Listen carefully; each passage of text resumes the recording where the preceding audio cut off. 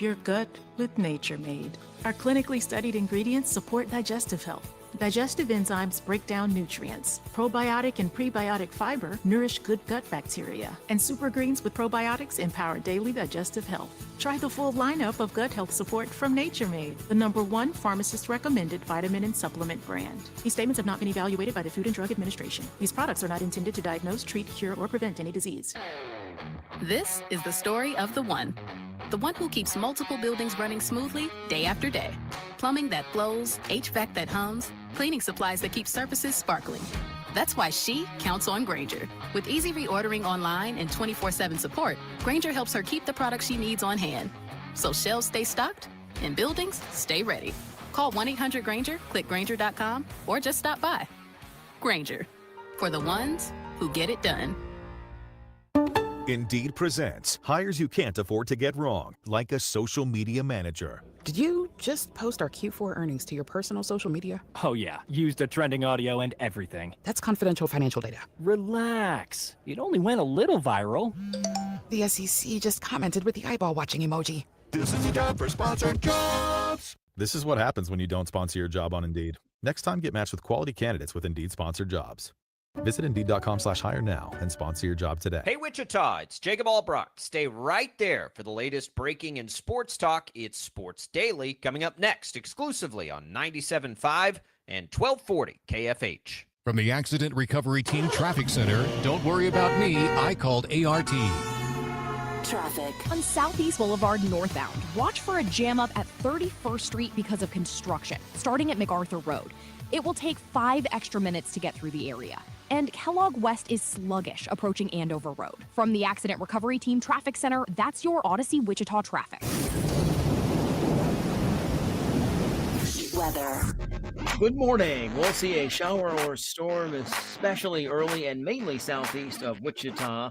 Otherwise, a mostly sunny sky, southeast breeze 10 to 15 and a high of 95. Becoming partly cloudy overnight, low 71. Partly cloudy, hot and humid on Tuesday, high in the mid-90s. It'll feel like 100 or higher. And we do have a good chance of storms on Tuesday evening. Those could be severe. Cooler on Wednesday. That's your forecast from Storm Team 12. I'm meteorologist Jake Dunn. I love the app because it's so easy to use. The app is fantastic. I can listen to my favorite shows, catch up on news, and discover new music all in one place. 97.5 and 1240 KFH. Always live on the free Odyssey app. I love that now on KFH. I can listen to the Dan Patrick Show. He's very good. This is 97.5 and 1240 KFH, Wichita, K248CY Wichita, KNSS HD2 Clearwater, and Odyssey Sports Station. Hey, Wichita, it's Jacob Albrocht. Stay right there for the latest breaking in sports talk. It's Sports Daily, coming up next exclusively on 97.5 and 1240 KFH. Hola, amigos! Right here to help you beat the boat with Westwood One Sports. With Jaden Higgins sadly done for the season, mandatory Montgomery could become an even bigger part of the Texans' offense. An ultra-efficient grinder between the tackles, he's sure to be a point of emphasis in the red zone. Given his strong fall forward abilities, give me David Montgomery 10-plus rushing touchdowns at plus 175. Bet smarter and beat the books. Download the BetMGM app today. I'm David Ortiz. When I lost my mom, she was only 46, and I lost my dad to cancer. It was the worst pain I ever felt. It made me think, what will happen with the people I love when my time is up? That's why I have life insurance. Ethos makes it easy. It's all online, take about 10 minutes, and you can get up to $3 million in coverage. Get your free quote at ethos.com/game. That's ethos.com/game. Paid testimonial. Time spent on application may vary. Online health questions required. This is an Odyssey Sports Minute. Deshaun Watson faced the music at the hands of his own fans in Cleveland this weekend. He was booed. He said he didn't like it very much. I understand from his perspective, but he's also playing victim. More than anything, I think Deshaun Watson is having a hard time realizing that people don't love him the way they once did. But I'm stunned at this point in his career that he's expecting to be loved by anyone in the NFL. I'm Denton Day. Make yourself heard. Tap the microphone in the free Odyssey app to send us a voice message anytime. 97.5 and 1240 KFH. We take 18 ounces of sizzling ground beef and soak it in rich creamery butter. Then we top it off with bacon, ham, and a fried egg. We call it the Good Morning Burger. It's a new world out there. People care about their health for some reason. We know times have changed, and we at Krusty Burger want to take advantage of that. Introducing Wichita's most listened to sports radio, 97.5 and 1240 KFH. This is Sports Daily. It's so good you'll croak. You seem like an impartial observer, but I've been fooled by so many people in costume. All right, welcome in, everybody. It is Sports Daily. Jacob Albrock, Brady Bowman with you, and we are glad to be with you here on KFH over the air. We've got you there. We've got your KFH hotline open at 869-1240. Max Power is manning that for us. We've got you on our video streams, whether you're watching us on 12 News Connected, Facebook, YouTube, X. We appreciate it. If you're on the social channels, you can comment right there on the feeds as well. Super easy. You can email the show at sportsdaily@kfhradio.com, and you can get in touch with us as well through the Odyssey app, listening anytime. You click the microphone, you're here, you're with us, and we can get those voice messages out over the air as well. We got a fun show today, a lot of catch-up, a lot of cleanup work to do from the weekend. The Chiefs, preseason game 2 in the books. What did we take away from it? What do we expect moving forward now as we begin the march? About 2.5 weeks from the start of the NFL season. What injuries do we need to be aware of? All of those kinds of things will take you to maybe the most interesting thing of the second preseason, and that was the Browns postgame. And we'll have some of that for you a little bit later as well. The court cases take another twist. Surprise, surprise, everybody. They do. Friday, after we leave the air, we get more from the courts that could put in jeopardy Kenyon Giles, who we are just trying to get excited about again. So we'll take you through the latest there, explain what we're talking about on all that. It's craziness. It just is. Oh, by the way, the Royals are streaking. Still have not lost since we last left you. 8 wins in a row. 7.5 games back in the wild card, despite being well under 500. A wild, wild time. And we'll take you through that as well. A lot to get to today. It's all what's on tap. Brought to you by the Wichita Brewing Company, featuring Oztoberfest, the deeply copper-colored German-style brew that'll make you click your heels, grab your stein, and follow the copper brick road to the land of Oztoberfest. Wichita Brewing Company, pizza and beer made here. I'm Jacob Albrock. He's Brady Bowman. Brady, good morning. How are you? Good morning, Jacob. 2 letters. KC. And I'll add 4 more letters. BACK. Oh, the Royals are back. Brady famously. A lot of green there. When was that when you put him in Sharpie? That would have been like my second show, maybe even the first show. Was that like right out of the gate in May, perhaps? Yeah, that it was. Right. Brady was ready to put him in Sharpie and call him back, and he's been slowly climbing his way back into it. And again, as we talked about before, they won 3 more on Friday. This is fun, man. Like, honestly, I'm kind of bummed that they get a day off. This is fun. Yeah. Only 1 loss since August 14th. It's fun to watch baseball again, you know? Like, it's a good time. It's a good time. Bright. Royals fans, are you not enjoying this? Are you not entertained by this? That's exactly what I was thinking. You know? Right? Like, how could you not love this? Baseball fans? This is what it's all about. This is what we've been waiting for. No, it is fun. It is a lot of fun. And the reality is, in the most opportunistic American League that I can ever remember, with the extra wild card spot and the fact that nobody's really good in the wild card race, the opportunity's there for the taking. We've got teams right at or below 500 that are very much in the mix on this thing. So get excited, Royals fans. We'll get into all of that. We've got headlines I missed from the weekend, which are always fun on the weekend because I'm certainly chasing kids around and Brady will dig us up some good ones for that segment coming up in a little bit. We'll have a Sports Daily poll today, which is always exciting. We can learn, maybe we'll get what is it, a not base card? Right, something. It's not Dylan never know what you're Gabriel. gonna get. You know, it's funny, Brady. We had lots of Browns quarterbacks in the news over the weekend. None of them were Dylan Gabriel, though. So that's unfortunate for the Sports Daily poll. We'll have that. But you never know. There. Second preseason game in the books. You know, what's interesting nowadays, though, Brady, with the 3 preseason games and then a week off, it's not really the same where in the last preseason you never used to get anything. Now you might get something, right? We might get a little something in the third preseason games. Hell, we may get Patrick Mahomes in the third preseason game. It's possible. See him at least a little bit. He's mentioned he could do it. Now I don't know if they're going to let him do it. I don't know that they want to let him do it, but it's a discussion point we'll have all week. I don't know when Andy Reid will make that decision. I think that they'll, with the Friday game, be a day ahead and should have availability today. And so maybe this morning. We'll keep our eye out on that this morning and see if we can't see it. But we'll get there. How did the second preseason treat you? From what I caught, I mean, always good. It's always good to catch some great plays. A little Jalen Daniels magic. Yeah, you got Jalen Daniels in there. I'm looking up at a screen right now, catching these new Titans uniforms, Brady. Oh man, did they nail Aren't it? they fantastic? They really did nail it. I don't know what they'll look like playing in them, but they'll look good.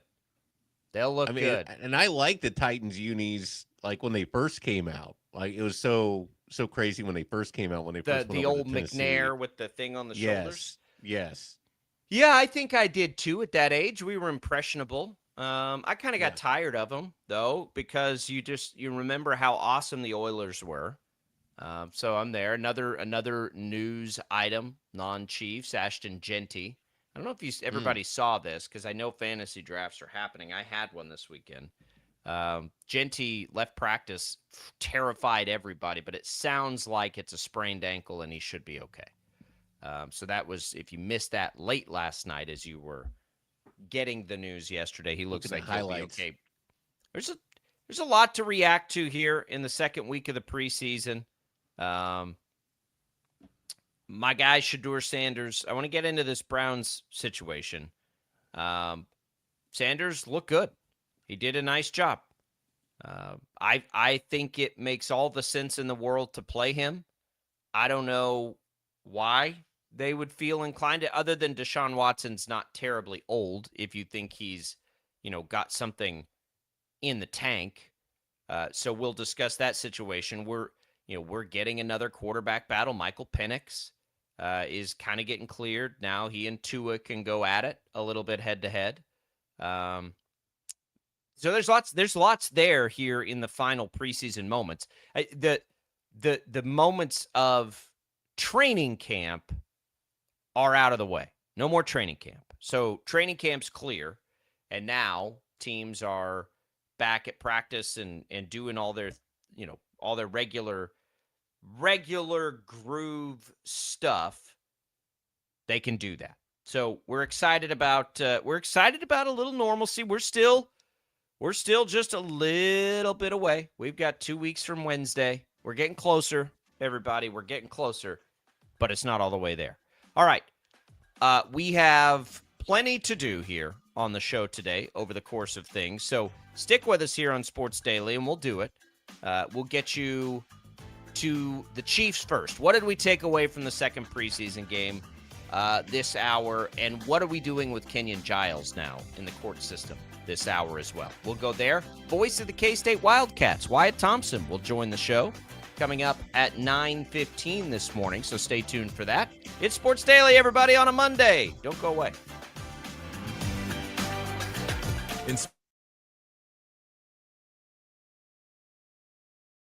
Lightning, hail, tornadoes, flooding.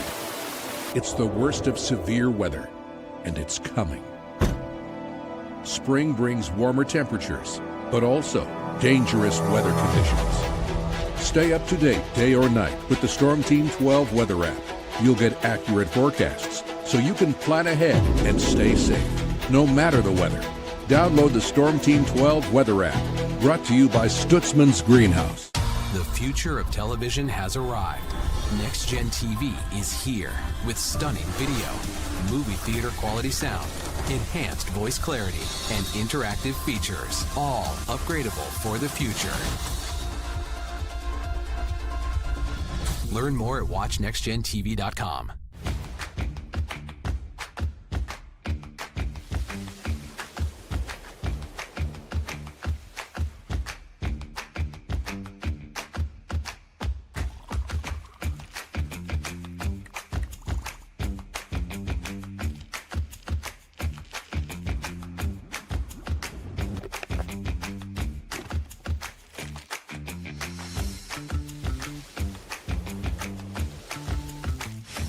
The canvas of our imagination. They tell a story. Clouds affect the events of your day.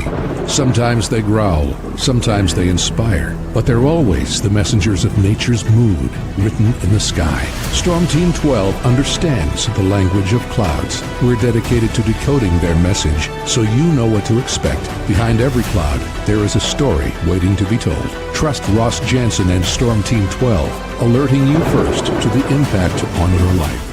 We are following a breaking update. Every day, all day, stream the stories that have you talking near and far. Whoever is behind the wheel of this bus is not stopping. From hundreds of local reporters and meteorologists spanning the country. Chaos here this morning at the UW campus. Search LNL for the all-new Local News Live streaming app. Odyssey is one of the most influential audio and entertainment brands in the nation. You already know Odyssey's iconic local radio brands in Wichita. But did you know Odyssey has the country's best collection of music, news, and sports brands? Odyssey is also a premium podcast creator, major event producer, and digital innovator. Odyssey brings people together across the country and right here in Wichita. Odyssey also delivers meaningful radio and digital audio results. Find out our story and impact at odysseyinc.com/Wichita. Make yourself known now. 831001 in traffic pursuit. Oh my God, here. Investigate TV Plus begins with real people. We investigate stories that impact you. And inspire change every day. Something is broken. Real problems. Why are they hiding it? And real solutions. My daughter was dying in front of me. What was your reaction when he said that? Investigate TV Plus, weekdays at 3:30 p.m. on KWCH. Sometimes people tell us, I don't get it, it's just tea. But let me tell you, we are so much more than just tea. With 20 plus flavors of sweet and unsweet iced tea, the possibilities are endless. Come on in and try them all for free to find your favorite or get us on the go for your busy lifestyle. And don't miss happy hour every day. So the next time someone tells you it's just tea, tell them to come by and find out why we say, drink tea, be happy. Jim Rome here, lighting up your afternoons on The Jim Rome Show. Catch me starting at 2 on Wichita's #1 sports radio, Kansas Fan Headquarters, 97.5 and 1240 KFH.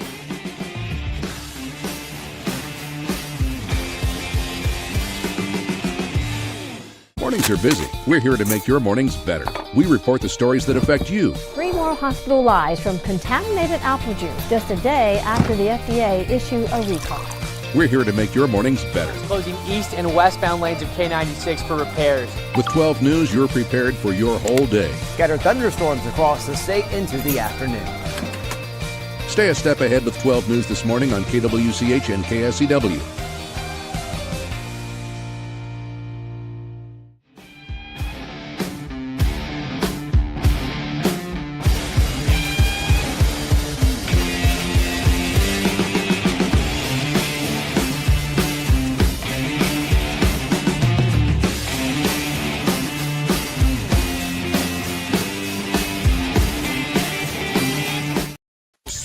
Daily is on KFH.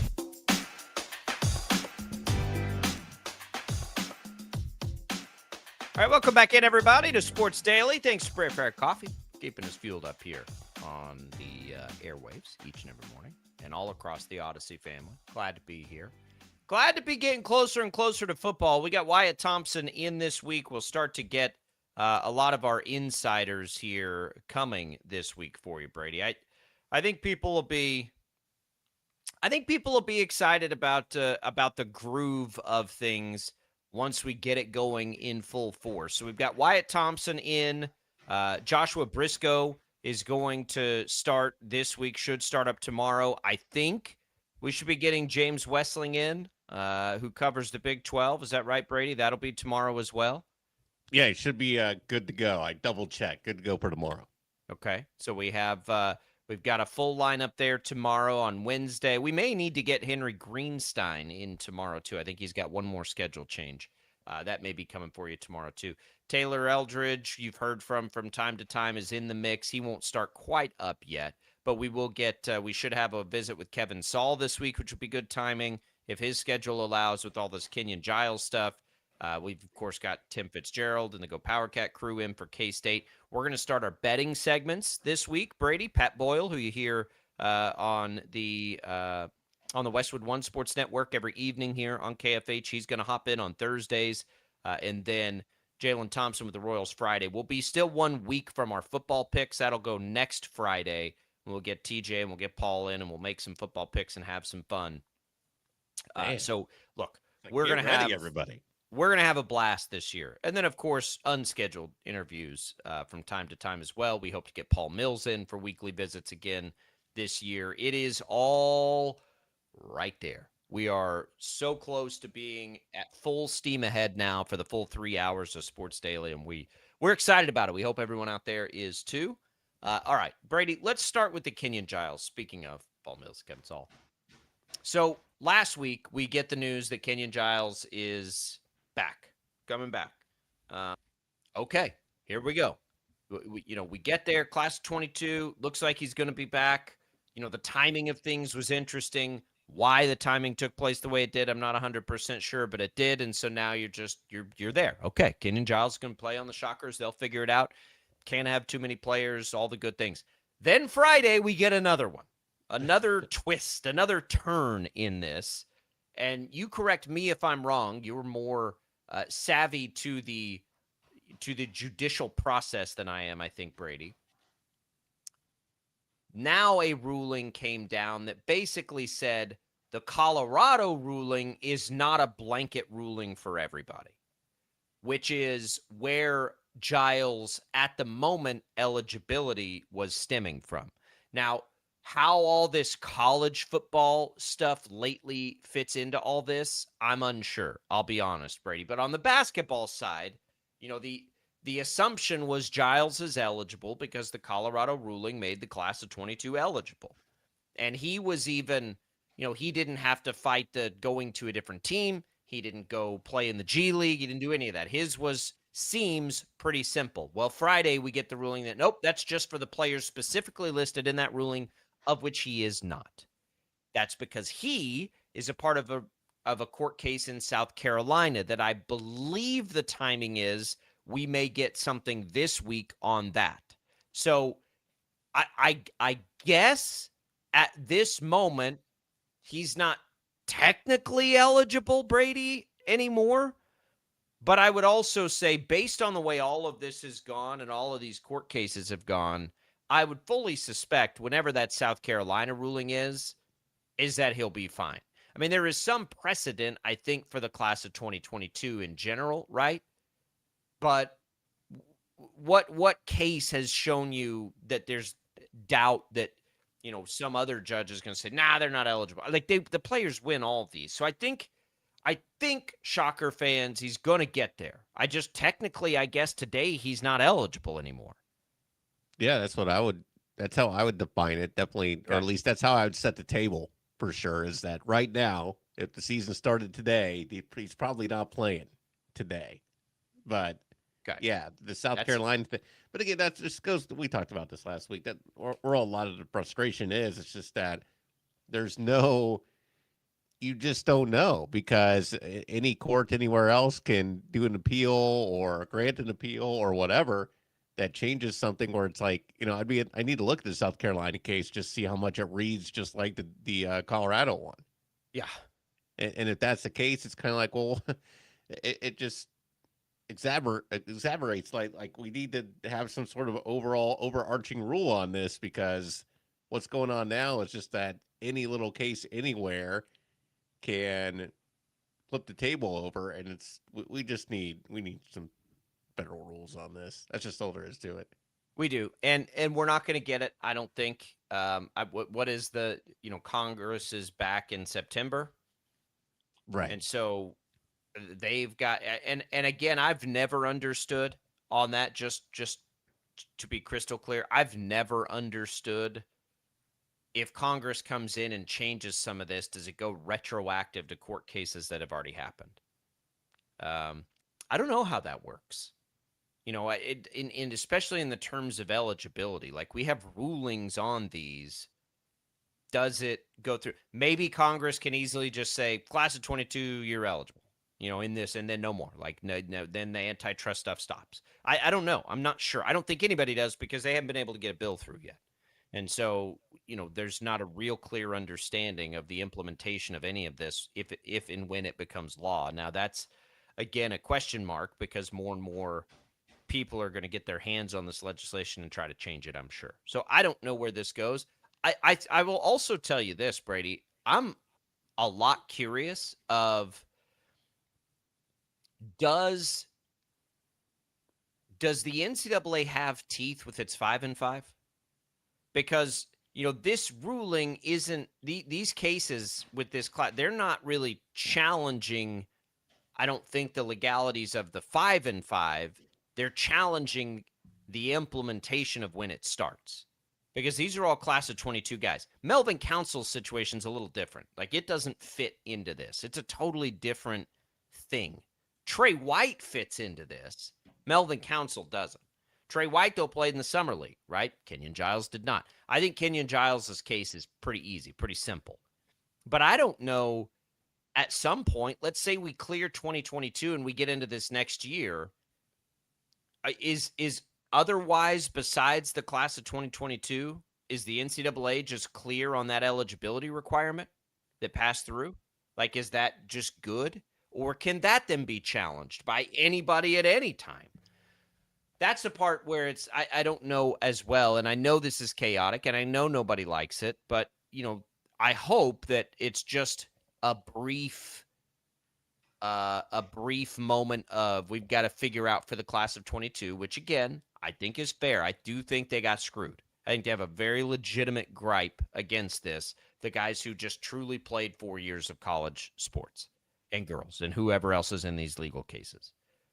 I think they have a pretty good case, pretty solid case, in fact. And I would do the same thing if I were them. It's what happens with everybody else in the future. But that's where we sit. So Giles, I hate to tell everybody, we just don't know. We think he's probably not eligible today. He's still with the Shockers, but he's not eligible, which, again, that's not that unusual. They've had that situation with players looking for waivers and all these things a lot of times. So I don't think it changes anything for them. But I am very confident, Brady, that when the time comes, he'll win his case and he'll be eligible. Yeah, I think so too. It's just like with all this, it's just a matter of like when exactly. And then not only that, it's like when there's a decision either way, it's like we're waiting on that. And then after that, it's like, now we got to wait for maybe an appeal, or it's just that. And that's the part I just don't understand. I just walk away at that point. Like the appeals, and then the appeals of the appeals, and then which court does it go? At that point, I'm just like, you know what? I don't care now. Yeah. I mean, at what point? Question. Go ahead. Oh, just when you asked about does the NCAA have teeth with this rule? And I'd chop off the word rule and be like, does the NCAA have teeth? I don't know. I mean, that's been one of the bigger questions just in general from that standpoint over the past few years. Yeah, it's hard because I don't know what teeth they have. You'd want them to have, if nothing else, the ability to decide who's eligible to play in their sports. Right? You would think that'd be an important, an important piece of authority to have kind of nailed down. Just craziness that we're dealing with this all the time. I wish I had better. And you just don't know, even when you think you know. Like with Giles, we thought we knew. And as soon as we thought we knew, then we find out it's like, well, maybe we don't know. The more you know, the less you know. We thought we were good with Giles. We're not good with Giles.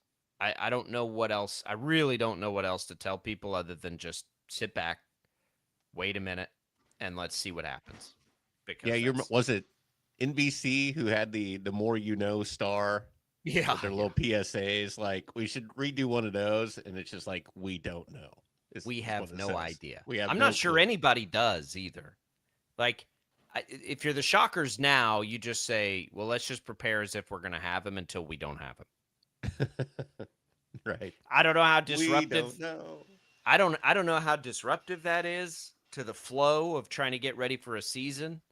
I'm not sure, but okay, right? Like, all right, let's just take that as it is. Meanwhile, we've got college football to deal with here in all of this, and Daquan Wright has been waived by the Browns, who has an agreement in place to go play for LSU. If he clears waivers, which is probably interesting, and I don't know what that means. I think it means other NFL teams could claim him first. Somebody going to punk him? You know, he signed with the Eagles. They let him go. The Browns signed him, whatever. So I don't think he's going to. Todd Monken, the new Browns coach, after the game, talked about it a little bit. He said, man, isn't this blank crazy? I don't even know what to say. And then he said, I wondered why Lane Kiffin reached out to me a week ago. Now I know. I didn't call him back. I guess I should have, which was really funny. Nope. Man, could you imagine being an NFL coach or executive and just saying, I'm sorry, you'd like me to do what? What's that now? I'm getting poached by Lane Kiffin. I'm in the NFL. You'd like to be cut so that you can go play in college? Huh. To me, it's like, well, that makes my decision easy. Okay, you're cut. Well, yeah, it does, but then it makes my decision way easier if you ever try to come back. Like, yeah, no, right. I don't want you. No thanks. Yeah, you're gonna say you have some deal with the CFL that you're gonna go back to. Goodness gracious! I can't trust you. What are we doing here? What are we doing? What are we doing, Jacob? I don't know. What is this? So he didn't play in the preseason games. He hasn't practiced in a while. He's been hurt, they said. So Friday morning, it does. So the stay, and I'm reading an article about right now. The stay that was granted on Friday does not wipe out the cases of dozens of athletes who have successfully petitioned for restraining orders to play a fifth season, which this football group was a part of a different decision. So it doesn't really, the Friday news doesn't really impact them. They were granted it in a different court. So again, let me just put my very amateur brain on this. So the Colorado ruling basically gave the entire class eligibility. And then a judge came back and said, no, it doesn't. It only applies to the players in the thing. Everybody else it doesn't apply to. What that doesn't mean is that nobody else is eligible. It just means that ruling doesn't apply to them. So for some of these football players, they've already won a case elsewhere. I don't even remember what state there was in. It was last week. And so they won their own eligibility. So none of that stuff Friday matters to them. And we bring that up because Shocker fans, that is what Wichita State is now waiting for. And Kenyon Giles, he's got his own separate case in South Carolina that has not been heard yet. And I think it's happening soonish. I'm pretty sure we heard end of August when that came out. So the Friday ruling doesn't grant Giles eligibility. He'll have to gain that eligibility on his own, is the new development. So right. Basically, it's not a class action. Yeah. When they announced he was back, the assumption at that point was that Colorado ruling gives him eligibility. He could play, but it does not. So now he has to go win his own case. And if that doesn't go through, then I don't know what happens at that point. but I think he will because they're winning all of these cases. And his case is honestly as good as you can get. Only played 4 years, didn't get the 5th, didn't play anywhere professionally, was in the transfer portal because he went ahead and entered just in case. Like, he's done all the right things to do this. I think his case is simple. I think he'll win it, or his group will win theirs, which Karan Boyd is also in, by the way. And then they'll be able to move forward. So, Shocker fans, hang tight. Just, again, I've said this a bunch. Just be excited that Wichita State had the resources to go get this done. Whether he retains his eligibility or not, it doesn't change the fact that they were able to go get the resources to bring him in. And I think that you can take some solace in. Also, they're probably getting picked to win the American either way. I would pick them to win the American. I would expect them to win the American, regular season at least, and then we'll see what happens at the conference tournament, which is always a crapshoot. So there we go. There we are, Brady. That's catching everybody up on what happened after we last left the air. Yep. For now, that's where we're at least at this point, 8:33 a.m., Monday, August 24th. That's where we're at. You go 3 days in this world and you don't have it, then, good luck. Good luck, everybody. But still, it's basically it seems like that judge saying that's like, well, you got to have your own case. This is don't look at it like a class action. It's like he's saying like the argument's there for anybody who wants to take it. It's just you got to put your name on paper and you got to actually go do it. Which again, I mean, I understand the confusion there where it feels like there's a lot of gray area on. Well, it's like this happens all the time where a high enough court says this, and that's the way it is everywhere. It's kind of just a general thought, but yeah, in this case, it's just, it's just it's such a mess. I just think back to like my earliest like memories of learning about American history and those sort of things, and like initially they founding fathers tried to Articles of Confederation, and it was a total mess and didn't work because there was like no centralized approach or government to anything. Everything was all scattered with everybody kind of overstepping each other all the time.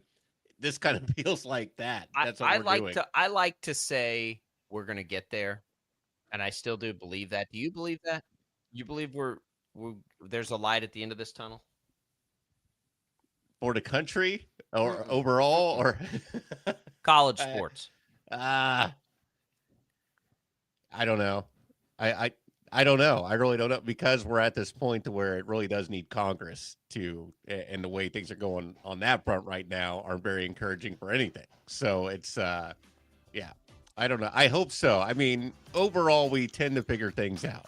Historically speaking, we tend to figure it out. Yeah. So there's my optimistic patriotism right there.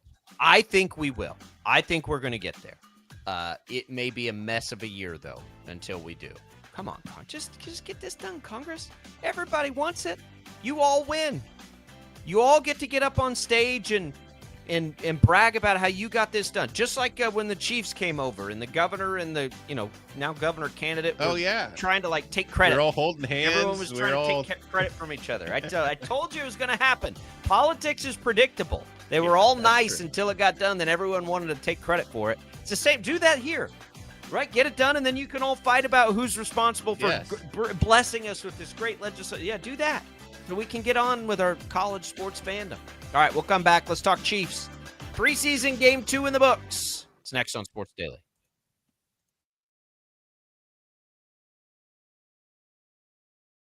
Lightning, hail, tornadoes, flooding. It's the worst of severe weather, and it's coming. Spring brings warmer temperatures, but also dangerous weather conditions. Stay up to date day or night with the Storm Team 12 weather app. You'll get accurate forecasts, so you can plan ahead and stay safe, no matter the weather. Download the Storm Team 12 weather app, brought to you by Stutzman's Greenhouse. The future of television has arrived. Next Gen TV is here with stunning video, movie theater quality sound, enhanced voice clarity, and interactive features, all upgradable for the future. Learn more at watchnextgentv.com.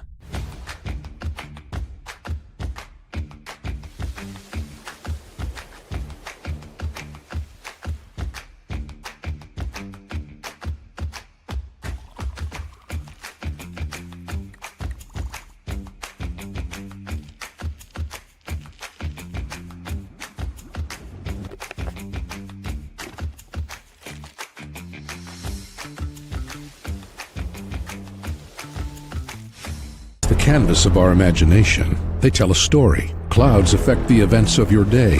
Sometimes they growl, sometimes they inspire, but they're always the messengers of nature's mood, written in the sky. Storm Team 12 understands the language of clouds. We're dedicated to decoding their message so you know what to expect. Behind every cloud, there is a story waiting to be told. Trust Ross Jansen and Storm Team 12, alerting you first to the impact on your life. We are following a breaking update. Every day, all day, stream the stories that have you talking near and far. Whoever is behind the wheel of this bus is not stopping. From hundreds of local reporters and meteorologists spanning the country. Chaos here this morning at the UW campus. Search LNL for the all-new Local News Live streaming app. Odyssey is one of the most influential audio and entertainment brands in the nation. You already know Odyssey's iconic local radio brands in Wichita. But did you know Odyssey has the country's best collection of music, news, and sports brands? Odyssey is also a premium podcast creator, major event producer, and digital innovator. Odyssey brings people together across the country and right here in Wichita. Odyssey also delivers meaningful radio and digital audio results. Find out our story and impact at odysseyinc.com/Wichita. Make yourself known now. 8310 in traffic pursuit. Oh my God, here. Investigate TV Plus begins with real people. We investigate stories that impact you and inspire change every day. Something is broken. Real problems. Why are they hiding it? And real solutions. My daughter was dying in front of me. What was your reaction when he said that? Investigate TV Plus, weekdays at 3:30 p.m. on KWCH. Sometimes people tell us, I don't get it, it's just tea. But let me tell you, we are so much more than just tea. With 20 plus flavors of sweet and unsweet iced tea, the possibilities are endless. Come on in and try them all for free to find your favorite or get us on the go for your busy lifestyle. And don't miss happy hour every day. So the next time someone tells you it's just tea, tell them to come by and find out why we say, drink tea, be happy. Jim Rome here, lighting up your afternoons on The Jim Rome Show. Catch me starting at 2 on Wichita's #1 sports radio, Kansas Fan Headquarters, 97.5 and 1240 KFH.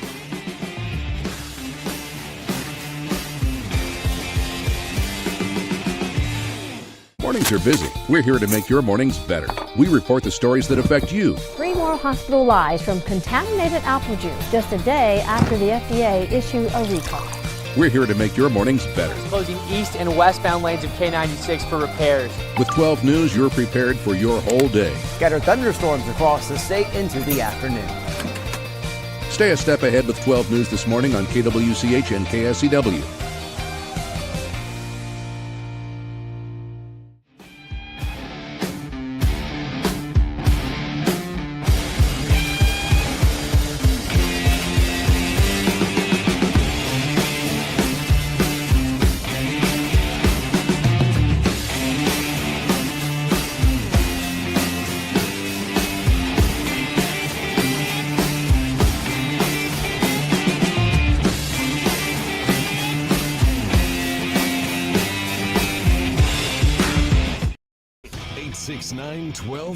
Time to get busy. This is Sports Daily on KFH.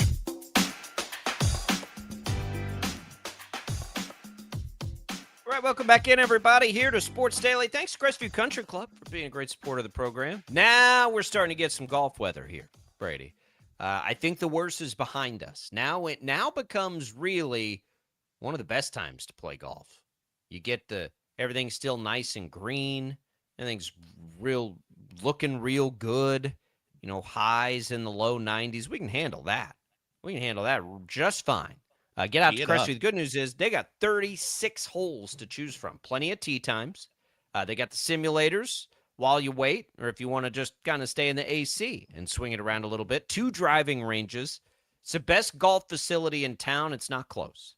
And then there's all the other wonderful amenities out at Crestview Country Club. Give them a call. Take a tour today. Tell them we sent you here from Sports Daily. We come back in. Let's talk some Chiefs, Brady. I honestly, to me, I'll be honest, people are going to roll their eyes at this after last season. I think Harrison Butker becomes the story in this game for me. You get the very, very high of a 69-yard field goal in the first half, and then missed kicks that kind of cost you the game late in the game. And, what are you going to do? A missed PAT? Kansas City can't do this again with him. No, this was an issue with him last year. Yeah, the inconsistency. And because, almost certainly, right, they're going to be playing a lot of close games. They've been doing that for eternity. They play a ton of close games. Last year's 75% field goal percentage, which was about 25th best in football, that's not going to be good. And he had, he's been the kicker forever, it feels like. But it just they can't have him missing kicks. They can't. He wasn't as good from long range last. It wasn't just field goals. It was, it was kickoffs and mistakes and things like that. They just can't have it. They just can't have it. And 75%. Sorry, 75% is where he's at this preseason. Apologies there. But he had the first points, and he had that 69-yarder, a 58-yarder before that, a 45. So it's kind of like, oh, those are great kicks, and then you missed the extra point. It's that's the frustration with him. It's not like he can't make these big kicks. He had a couple of them. Well, he used to be so automatic inside 50 yards. So, and that's what scares me a little bit. I saw the 69-yarder. I'll be honest, and this is what I mean about the roller coaster. I'll be honest. I saw the 69-yarder, and I'm like, oh, he's so back. He's back. They got Butker back. And then he misses that, and I'm like, or does he have the yips again? And is it in his head? So many big moments last year, and it was always in the critical. If you go back and you look, overall at last year, 87% field goal percentage. He missed too many of the big ones, but it felt like in key spots, he just made a lot of mistakes, and that's what got him. Missed 2 inside 50. He had more opportunities last year, Brady. 38 field goal attempts. I'm looking back at his career. I've got them all right in front of me because I always wonder about this. Am I being too hard on him? Because I have been hard on him last year, especially. He by since very early in his Chiefs career, attempted the most field goals of his career. You got to go back to 2019. And, his percentage is good. Now it's his clutch you worry about. His clutch in that game betrayed him a little bit. Missed the PAT. I'm afraid they can't have that. He has got to be the old school ice water in his veins, make every big playoff kick Butker, because I think they're going to play football that way this year. And I think they got to have him. They got to have him. But anyway, that's just me, because a lot of the starters didn't play. And he's one of them that will. And look, they're going to rely. He's going to be a big part of the offense. If they want to run the ball and play ball control, they're a much deadlier offense if they're making all their field goals and just, beating people that way, which I think is a good way for them to play this year. But they got to have him be full strength. So coming out of that, I think for me, he's the big takeaway. You had that high of a 69-yarder that we're all fired up for, and it's like, all right, here we go. And then you have the missed PAT when they needed it to tie the game or whatever, and you're just like, uh-oh. Flashbacks to Jacksonville last year. And all those little moments, those little mistakes with him that you're like, he can't. The other thing is, Brady, maybe that only happens 1 or 2 times, but it's 1 or 2 times at the end of games and it cost them wins. Do we think they're insulated for 2 wins this year in that division? I'm not sure that they are. And his mistakes came in the second half. He had a great first half, but the field goal miss and the missed extra point was all in the second half. So it's kind of like, that's not where you have mistakes. Not in the second half. I mean, don't have them at all, but especially don't have them in the second half. And when you're set up for a game winner. So we'll see. We'll see how that goes. I think he'll be okay. I think they pay him a lot. He's put himself in the spotlight a lot. He probably takes a little extra fire from some people by his own doing, and that's fine. I don't care, honestly, about any of that. I'm just scared that he makes his kicks. Nothing else for the kicker to me is ultra important, and he has made so many big ones over the years. So many big ones over the years. They got to have him. Bottom line, got to have him. Just not even can't be doing that in the second half. So we'll see. We'll see how he does here in the third preseason game. Certainly he'll be out there. What else, though, did we take away? No Patrick Mahomes. Justin Fields, 12 pass attempts. Brady, 9 of 12 in the game. Nothing, wasn't, doing anything big or crazy. He did take off and run it once for 15 yards. So I saw fine. Like, I saw enough out of him. No big deal. Right? He made it through. He looked pretty good. Jalen Royals, who was, given kind of a shout out after the game by Andy Reid, led the team in receiving. That was good to see as he's kind Very of good to see. Gone silent. Cyrus Allen had 5 more targets, didn't do nearly as much with them this week. We saw Tyquan Thornton get out there, which is a good sign. Not the other starters, though. Rice, Worthy. But good to see Royals, right?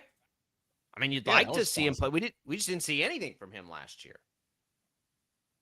No, not at all. So, in a spot to where it's kind of like between him and like Cyrus Allen, like, which one of these guys and Thornton, like which one of you guys is going to be like the go-to third option, more or less, or maybe the go-to second option.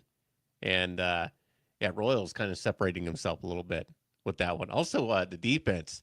I thought the defense looked pretty good for Kansas City in that game against Tampa Bay. Like, they were after the quarterback, even when starters were in, when Baker was in there. I thought they did a good job getting after the quarterback. Hicks, FAU had a good sack. And Hicks, did you see that hit he had on Browning? I think Browning got the ball away before the hit, but he got rocked. I don't know how long Jake Browning's going to keep playing, by the way, if he keeps playing the way he's played in that preseason game. He wasn't protecting himself very well. Or again, the Chiefs defense, that front seven just did a really good job getting after the offensive line. Uzama had the sack. Our Mason Thomas had another shout out from Andy Reid. I agree with you. From what we're going to see in a preseason game, again, which isn't a lot defensively because they don't show you anything exotic, I think, good deal. Delane played, I think, is a good deal for the Chiefs. Sure. Oh, absolutely. Right? Rick wants to point out, and this is fair, on Justin Fields, he did have that play where he missed the wide-open receiver in the end zone and then proceeded to take like a 20-yard sack instead of throwing the ball away. There's like what I do in Madden. It's still Justin Fields, everybody. Like, there's a reason he's not a starter in the NFL anymore. Like, that's in there. That's in the repertoire. You're going to have to deal with that. It's a preseason game. I would imagine that is a very specific conversation with the coaches after the game. How do you think Eric Bieniemy is going to treat that conversation about that specific play? But he's out there and he's healthy and he's getting the reps, and those are the kinds of things for Fields. He didn't lose for me. He didn't lose the ball, at least. Yeah, he didn't fumble. Could have been worse. I'm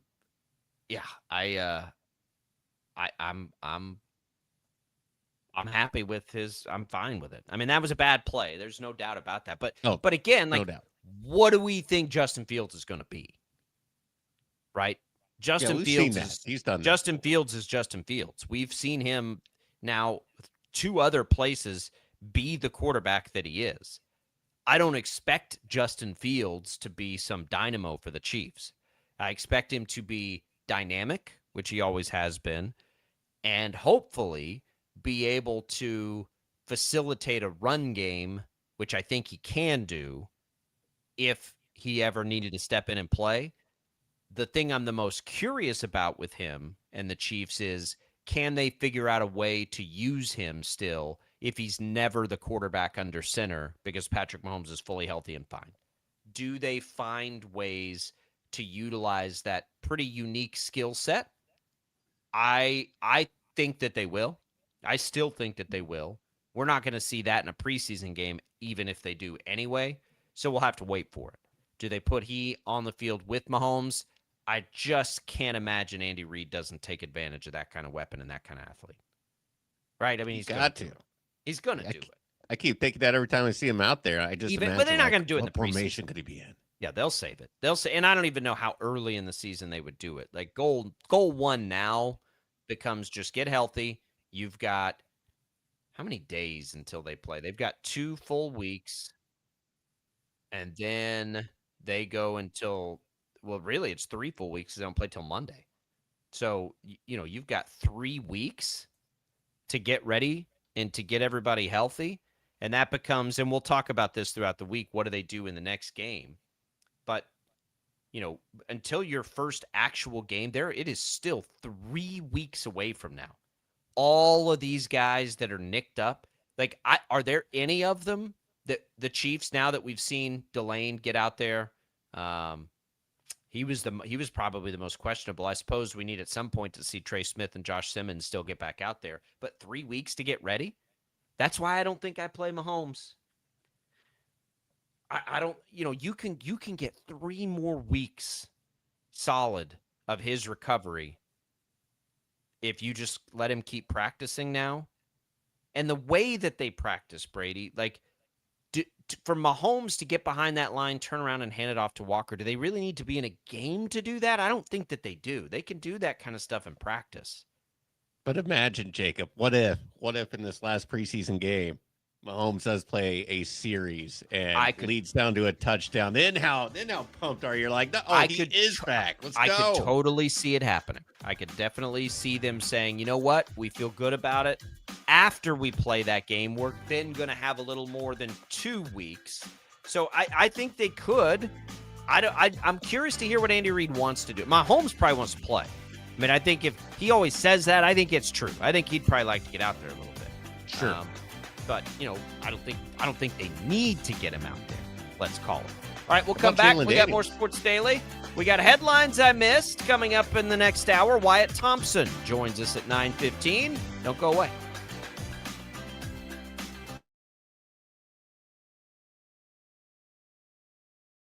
Lightning, hail, tornadoes, flooding. It's the worst of severe weather, and it's coming. Spring brings warmer temperatures, but also dangerous weather conditions. Stay up to date day or night with the Storm Team 12 weather app. You'll get accurate forecasts, so you can plan ahead and stay safe, no matter the weather. Download the Storm Team 12 weather app, brought to you by Stutzman's Greenhouse. The future of television has arrived. Next Gen TV is here with stunning video, movie theater quality sound, enhanced voice clarity, and interactive features, all upgradable for the future. Learn more at watchnextgentv.com.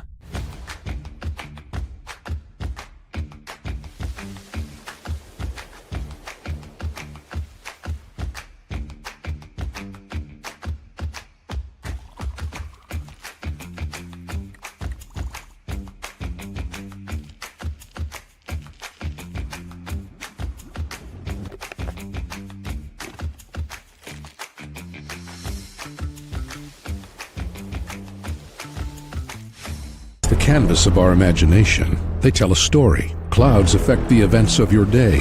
Sometimes they growl, sometimes they inspire, but they're always the messengers of nature's mood, written in the sky. Storm Team 12 understands the language of clouds. We're dedicated to decoding their message, so you know what to expect. Behind every cloud, there is a story waiting to be told. Trust Ross Jansen and Storm Team 12, alerting you first to the impact on your life.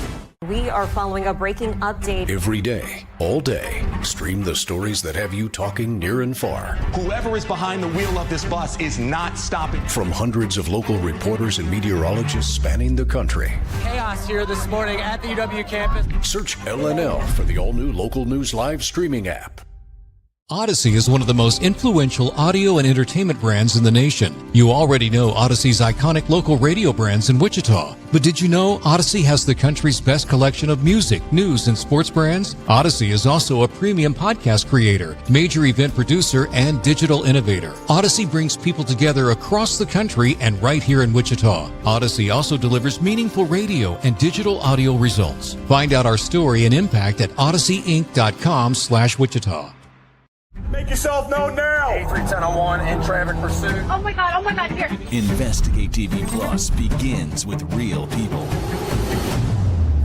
We investigate stories that impact you. And inspire change every day. Something is broken. Real problems. Why are they hiding it? And real solutions. My daughter was dying in front of me. What was your reaction when he said that?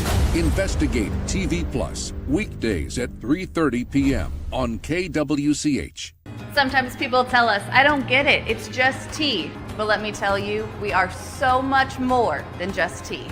With 20 plus flavors of sweet and unsweet iced tea, the possibilities are endless. Come on in and try them all for free to find your favorite or get us on the go for your busy lifestyle. And don't miss happy hour every day. So the next time someone tells you it's just tea, tell them to come by and find out why we say drink tea, be happy. Jim Rome here, lighting up your afternoons on The Jim Rome Show. Catch me starting at 2 on Wichita's #1 sports radio, Kansas Fan Headquarters, 97.5 and 1240 KFH.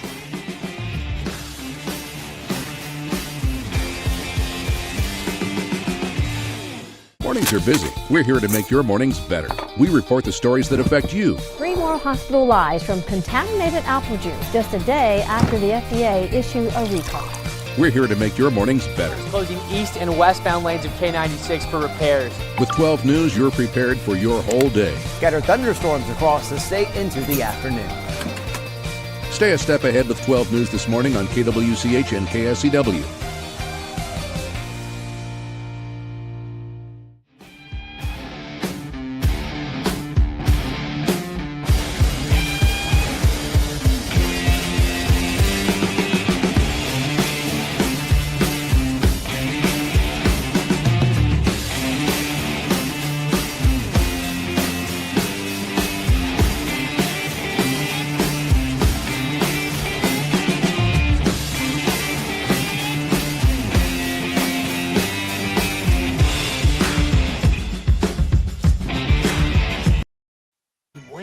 And then I eat 5 strips of bacon. And for lunch, I eat a bacon sandwich. And for a midday snack, bacon, a whole damn plate. And I usually drink my dinner. Now, from Wichita's most listened to sports radio, 97.5 and 1240 KFH. This is Sports Daily. Strap yourself in and feel the cheese. All right, welcome back in, everybody. It is Jake Ballbrock, Brady Bowman. It is Sports Daily. We are coming to you live here on KFH. 869-1240 is the number to call. Max Power producing things for us. He's got you there. We've got you on the video streams. Thanks for watching on 12 News Connected. If you're on Facebook, YouTube, or X, you can leave comments right there and we can get to them. You can also email the show at sportsdaily@kfhradio.com.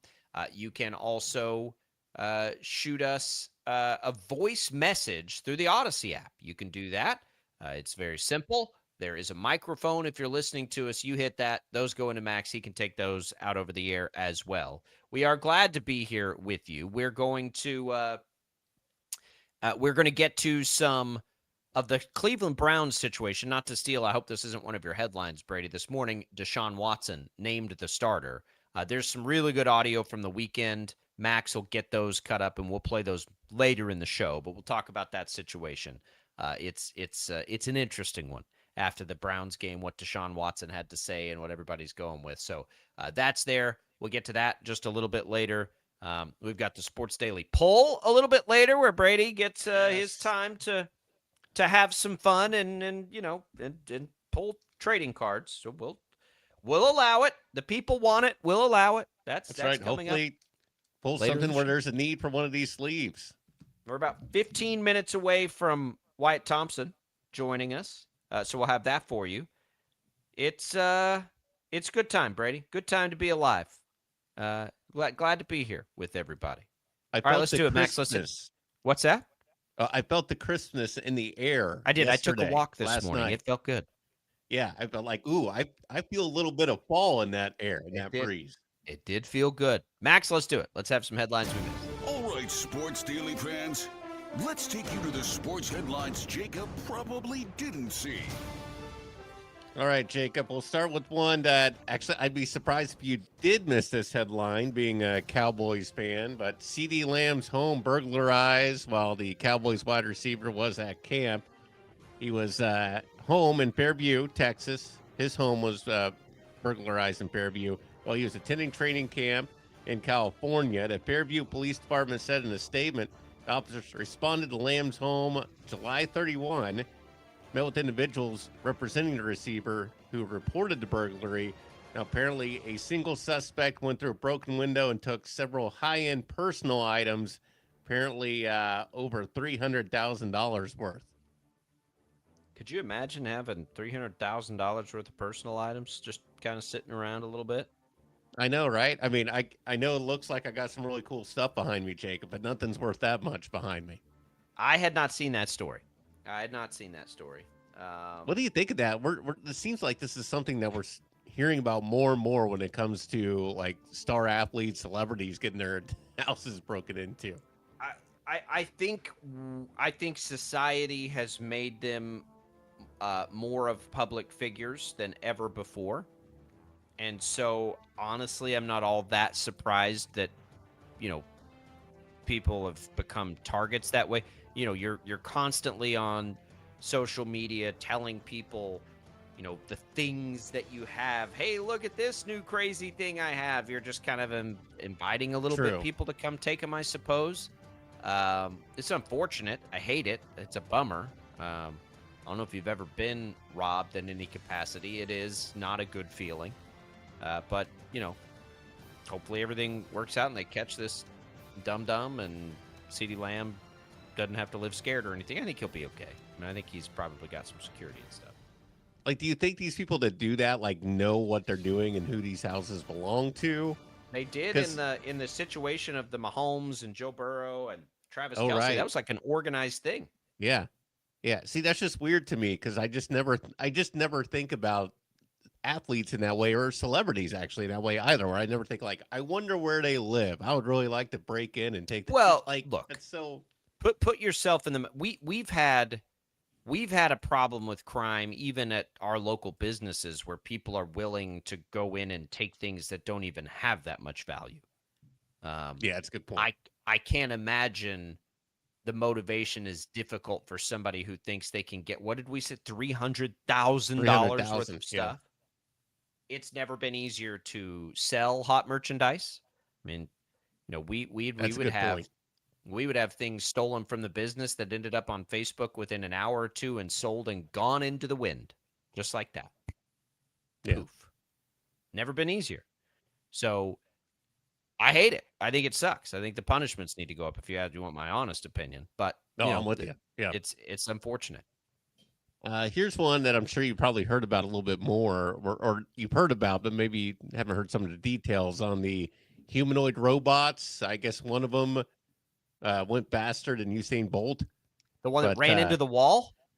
Oh, I didn't know about that. Oh, it's so good. Yeah, I have to watch that. But the humanoid robots surpassed human records in the 100 meters and the high jump as well. This was at the World Humanoid Robot Games in Beijing on Saturday. Can't believe I missed that. What channel was that on, Jacob? We run these all the time in the 4 o'clock, and my question is always the same: why? Why? Why do we need humanoid robots that can run faster and jump higher than us? I think when they inevitably turn on us, it'd probably be smart to make sure they're a little slower than we are. So when we need to run away from them, they can't catch us. Well, cement in the boots. I'm sure you thought of those Terminator scenes, right? Especially with the T-1000, the liquid metal one, and T2, where he's running and like running faster than everybody and catching up with cars and stuff. That's terrifying. It is. We don't need that. It is. And I'm not sure how we're supposed to not expect that to be coming. It feels like it's going to come eventually. Like, dude, come on. I mean, these robots aren't going to play nice, are they? No, this is basically Skynet and just real time. It's all. I read sci-fi stuff all the time. It's one of the things I do to like escape and turn my brain off. And like, it's the same story every time. It did it. Yeah. It started off nice and was well enough, and then it goes poorly. That's the Matrix, right? It's all the same. Like if this robot going faster than Usain Bolt story happened, like, or whoever was the fastest man alive at that time when Terminator 2 just came out, right? That headline. Like I'm going to the theaters, I watch that, I'm walking out, and somebody tells me, yeah, they created some robot, went faster than fastest man alive. I'd be like, what? Didn't people miss this movie? What are we doing? No. That sounds like what Skynet wants happened. Yeah, let's train them to get faster and faster. Let's make them better than Olympics. us. That's gonna work out real well. It's already. So if you're with me and you're a little leery of all this business, of all this AI and robots and the unchecked nature of it, there's another great video of a running robot that it doesn't stop and it runs right into the wall and then falls over backwards and explodes. It's great. I don't even know if it's real. Maybe it's AI. I don't think it is. That's a feel-good video right there. But it's entertaining. I was like, yeah, take that, robots. Here's one, an odd headline of a machine that we're in complete control of. The world's fastest motorized clog shoe exceeded 70 miles per hour. There's a picture of it.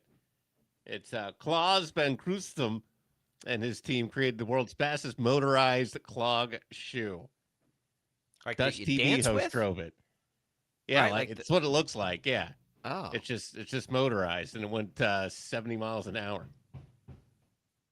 Okay. Was somebody wearing it? No, it's just like a little car, but it's shaped like a clog shoe. And they had the racing helmet and everything. And, it's basically like wrapped around a go-kart or something. Huh. Okay. Oh, it's booking, though. That's a fast shoe. That is fastest a fast clog shoe I've ever seen. When nobody's wearing it, though, because I don't know that we'd want to go. I don't know our legs could move fast enough to keep up with that. Oh, Klaus has a TV show. This was on the TV show, a Dutch hit, I believe. It's called Klaus Can Do Everything. A Dutch hit. That's the name of the TV show. I'm rewatching Ted Lasso. I think I told you that. And we're in season 2, and the Dutch player it just cracks me up every time. And see, I need to watch Ted Lasso. I haven't. Oh, it's good. It's good. And I'm not going to put Max on the spot now, but the Austin Powers Dutch moment is one of my all-time favorites. It comes up every year for the World Cup. Every year. Smoking a pancake. Well, just the there's only 2 things in this world I hate. Those are intolerant of other people's cultures and the Dutch. Yeah. Dutch. It's good stuff. It's kind of underrated. I mean, it's not the best Austin Powers movie out of the 3. The second one's the best, and of course, the first one. That's the second one. That line is from the second one. Goldmember? No, Goldmember was the third one.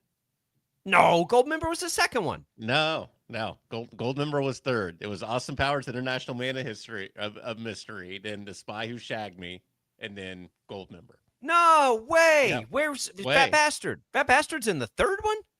He's in the second one. He was introduced in the second one. Beyonce's the third one. Yeah. Oh my gosh. I had to hear this whole time.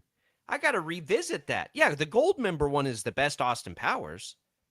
Really? You think Goldmember's the best? Oh, you know what? You're right. Because who is the Heather love Graham. interest in the second one? Heather Graham. Heather Graham and Beyonce's the third. That's yes. right.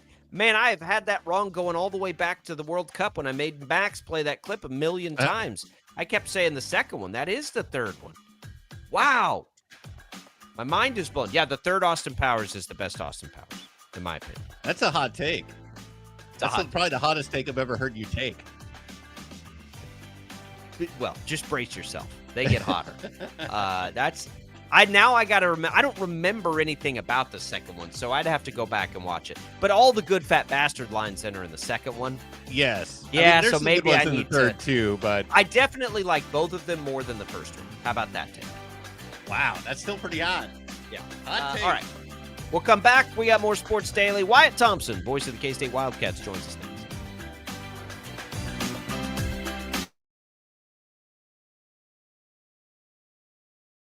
Lightning, hail, tornadoes, flooding.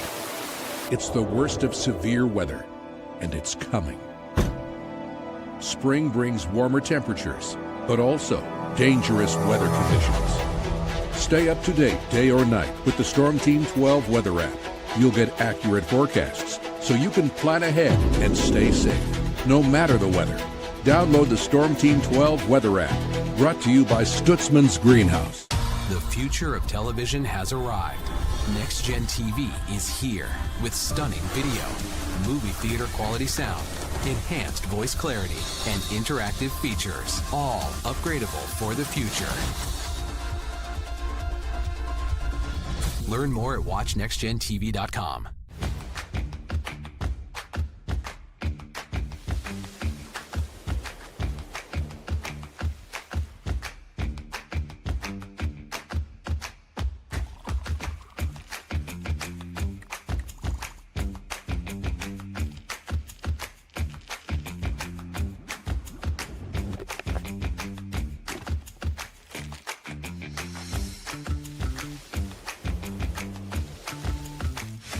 The canvas of our imagination. They tell a story. Clouds affect the events of your day.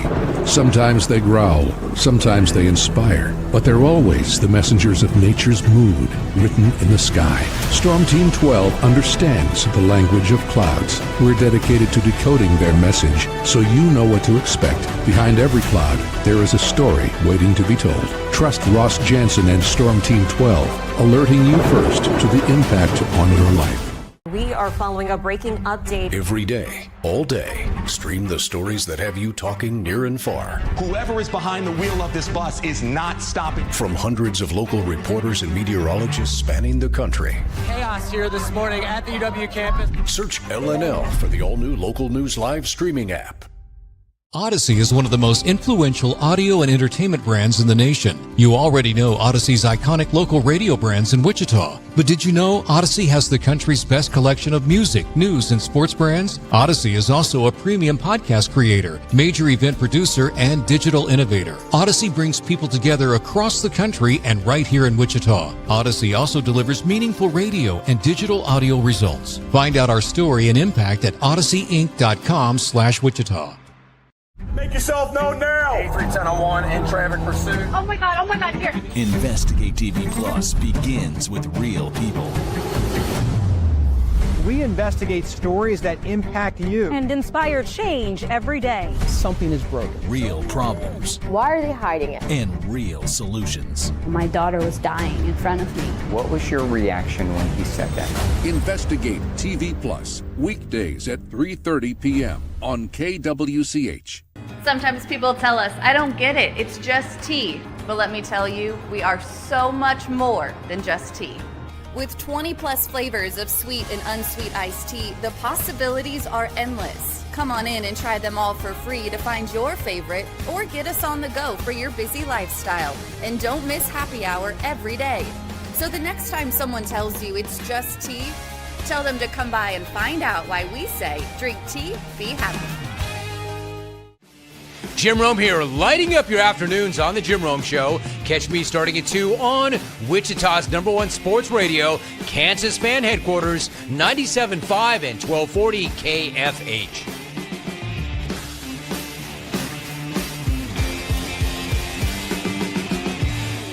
Mornings are busy. We're here to make your mornings better. We report the stories that affect you. 3 more hospital lies from contaminated apple juice just a day after the FDA issued a recall. We're here to make your mornings better. Closing east and westbound lanes of K96 for repairs. With 12 News, you're prepared for your whole day. Scattered thunderstorms across the state into the afternoon. Stay a step ahead with 12 News this morning on KWCH and KSCW.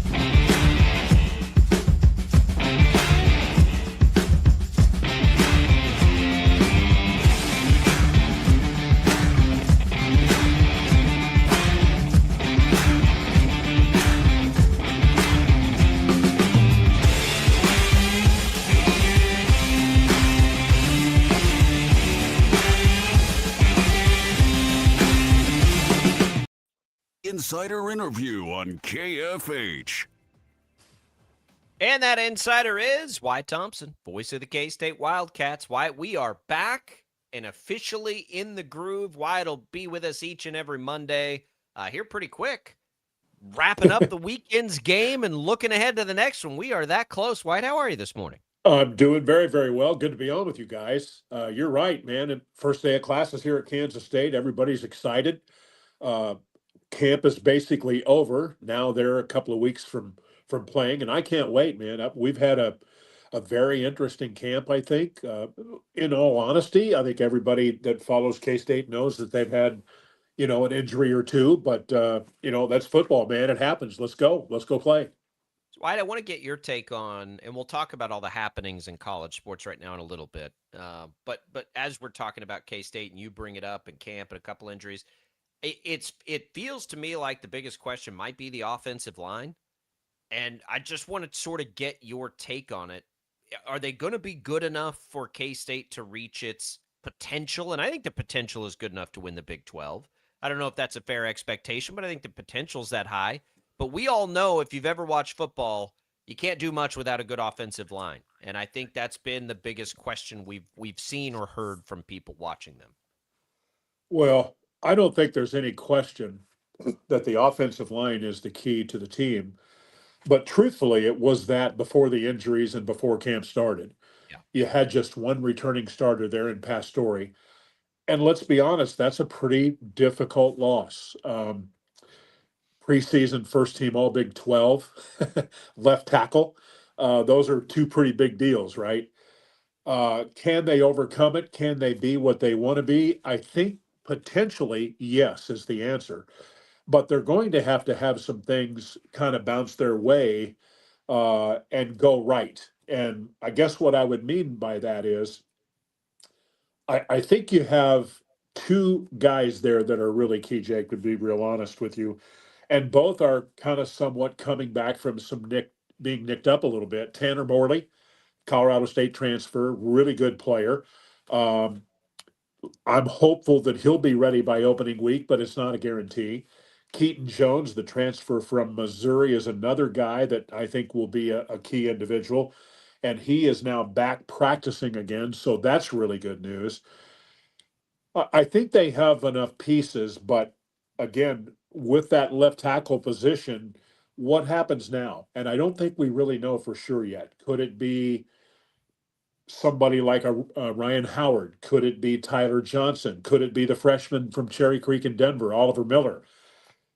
But you get that from what I'm saying. That's three guys that are potentially guys that are capable of playing that. They could also move Gus Hawkins from right to left and work to the right side to replace him there. So they do have options, but they're going to have to be, put together pretty quickly here in a couple of weeks and hopefully stay a little bit more healthy than they have been to be, in my opinion, what they want to be and what you're asking about. So, Wyatt, I guess that kind of makes it the first challenge for Klein as coach of K-State, right? Is like, where, as far as where we're going to evaluate him immediately, he's probably going to be like, well, how much depth is shored up in the offensive line? And I guess, where do we feel about that right now as far as the overall depth of the offensive line? Well, I think for the most part, it's pretty good. Coach Klein had told me that you really want to try to be at least 7 deep. And I think when you start counting bodies there, I think even with the losses, they are that. But it's just guys are going to have to come through. Tyler Johnson, let's take him as an example. He's a transfer from Auburn, which would give you pretty indication that he has a tall, large, quality frame, has a chance to be a really good football player, but hasn't necessarily had a great chance to show what he can be. He may get that now, right? I think he's going to get it whether he is a starter or not, if I'm being honest. Ryan Howard, I'm so proud of Ryan. It's Will's brother, if you're not aware, Downingtown, Pennsylvania kid. And I'm proud of him from this perspective. He's been here a while now, excuse me. And with the new people in the strength and conditioning department led by Jeremy Jacobs, he has really retooled his body. He's in the best shape of his life. He's had a good camp. I'll never forget when I first saw him on the sideline in a spring practice when Will was quarterbacking. I said to Kenny Lanu, our media relations director, "Oh my God, who is that guy?" And he said, and I quote, as he does the quote in parentheses, says that is Will Howard's little brother. I'll never forget it because there's nothing little about Ryan Howard. And then, there's been a lot of talk, to be honest with you, about Oliver Miller. I don't know if you guys have heard much about this guy, but wow, you can tell he's been really well coached. He has a big time frame, big time motor. He's really smart. It's rare, really rare for a freshman to come in and start at this level, but he is going to play whether he starts or not, and he's going to play tackle, guard, whatever. That's the other thing about him. He's been well schooled, and not only here but prior. He's going to be a factor, 100%. It'll be key because I look at the schedule. Wyatt Thompson, voice of the K-State Wildcats, joining us. Our weekly visits begin right now.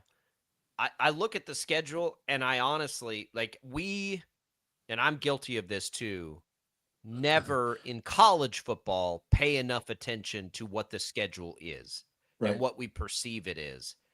And I look at it, and all the perceived most difficult games are at home basically until the very end of the season with Iowa State. I mean, if we had to jot these down on paper right now, Wyatt, I'm not sure K-State's not favored in every game they play outside of that finale. It's strange. Like, we need to probably pay as much attention to who they play as how they play, at least on August 24th. Yeah, it's a really good point, and I've been saying this, and there are others that have seen that. When I first saw the schedule, it's hard not to notice no Tech, no BYU, no Utah, right? But we all know that this is a league that is pretty balanced. It is a league that you're going to play a lot of close games. I think we're going to get that out of the teams like Oklahoma State and Houston, probably Kansas, probably Colorado and Boulder. You mentioned Iowa State. But let's be blunt and honest here. It is an advantage to not see those three teams. And everybody has seen that in looking at Kansas State's schedule under first-year head coach Colin Klein. What I would say, too, is I think there are a couple of games there that concern you a little bit in terms of probably winnable games if your mind is right, you execute, and those kind of things. And they're relatively early. Tulane, I'll remind everybody, won 11 games a year ago. Yeah. The last time they were here, they beat Kansas State. They gave K-State everything they wanted the last time we saw them in New Orleans. Yes, they have a new coach. Yes, they have a lot of change, but so do we. And then that following game at Cincinnati, first game of the year on the road, first conference game, you cannot under any circumstances take that for granted. Are they winnable games? Sure. I think they all are. But again, you got to go do it. I've said this a million times, and I'll say it to you guys. This is the deal.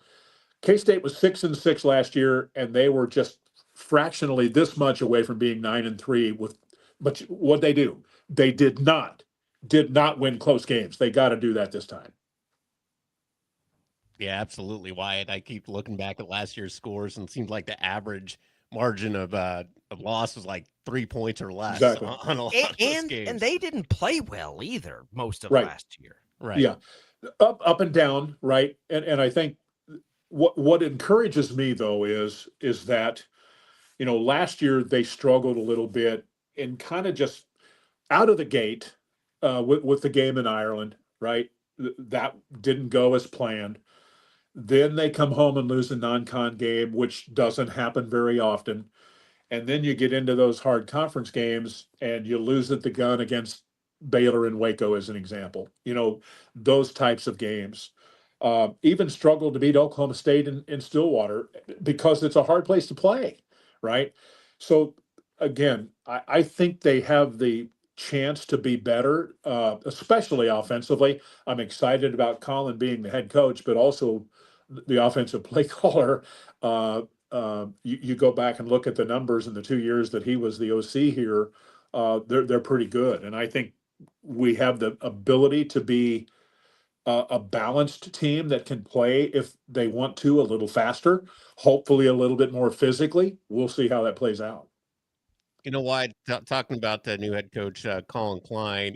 We all know he's a younger guy, one of the younger coaches, in college football right now. But as we also know, a very, very old school approach to things, and being pretty, I'd say, keeping a lot close to the vest. Probably would be the way to put it.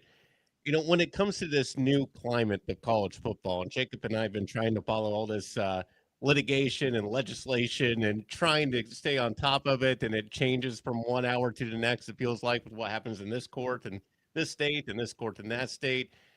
We haven't heard much from Colin Klein, like a lot of coaches, issuing a lot of their disgust with a lot of this and trying to deal with it. But I imagine even Colin Klein's probably can get a little frustrated with a lot of this and just how much unknown there is right now. Well, it's a pretty fair statement, I think. I think the state of the game frustrates all coaches, in all honesty.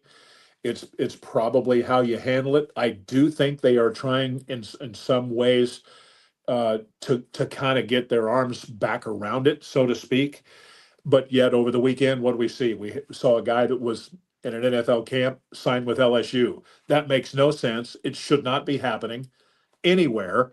But who knows how that's going to play? Will he really play this year, right? And the truth is, K-State just got a commitment from a kid who is requalified. He's going to be here on Wednesday.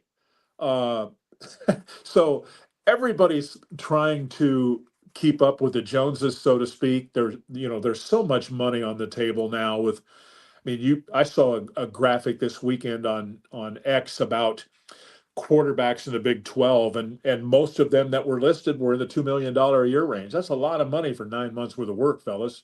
So this is what it is. But with in regard to Colin, respectfully, I think he handles it better than most and I say that because he's young, he understands it, he embraces it, works with it, has a really good young GM and Trey Scott. They're very similar in age, and he spent 10 years with, actually a little over 10 years working in professional football. So I think he has a pretty good idea of how to, handle those types of things and take a little bit of that away from Colin and let him coach the football team. And that's kind of where everybody's at now, right or wrong. Yeah, it's interesting, Wyatt, and that we try to follow it here. I don't know if you saw the news. Wichita State added a fifth-year guy back to the basketball team, and saw that. His case is a true 2022, only played 4 years.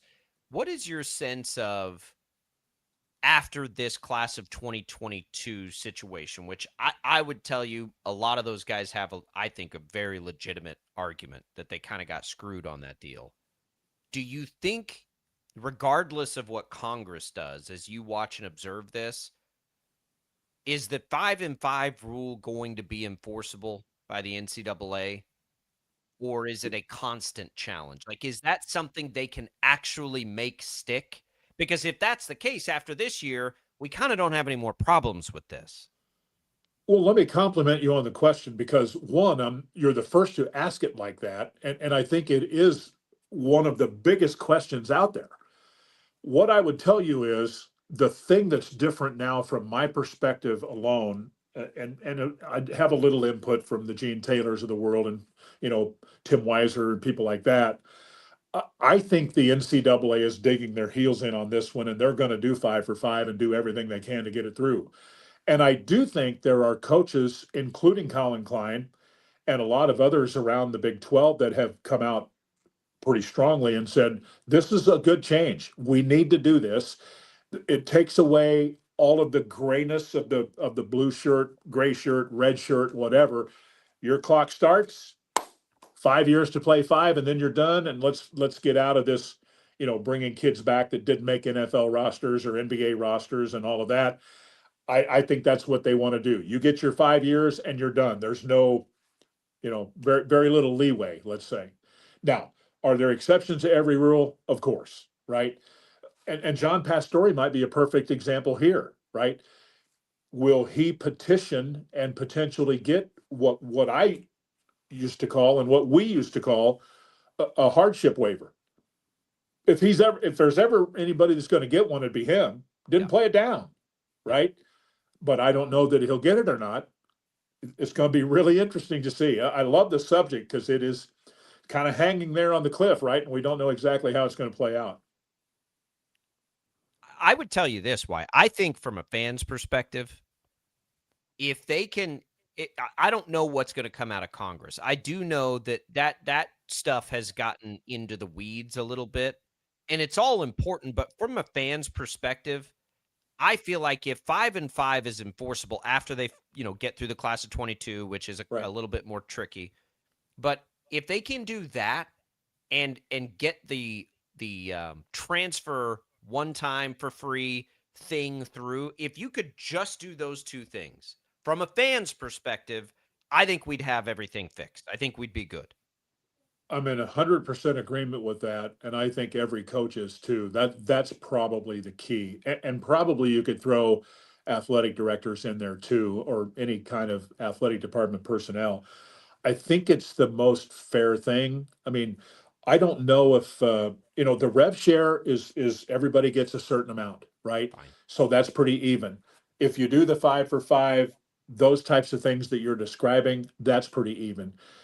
Really, the only thing that wouldn't be even after that, if all of this goes through, is the secondary rev share, right?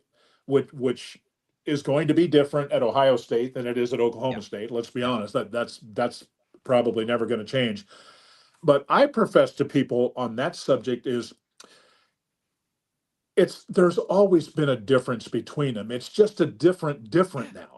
Does that make sense? Well, I've been saying that forever. Like exactly. I mean, like I don't understand now why Ohio it's State, so hard Alabama have an advantage. Yeah.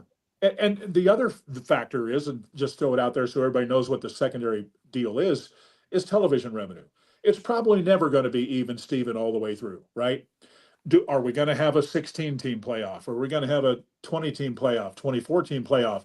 Those things are apples and oranges, right? But those two things are probably never going to be, apples to apples, oranges to oranges, even, Steven. I just don't see it happening. I don't.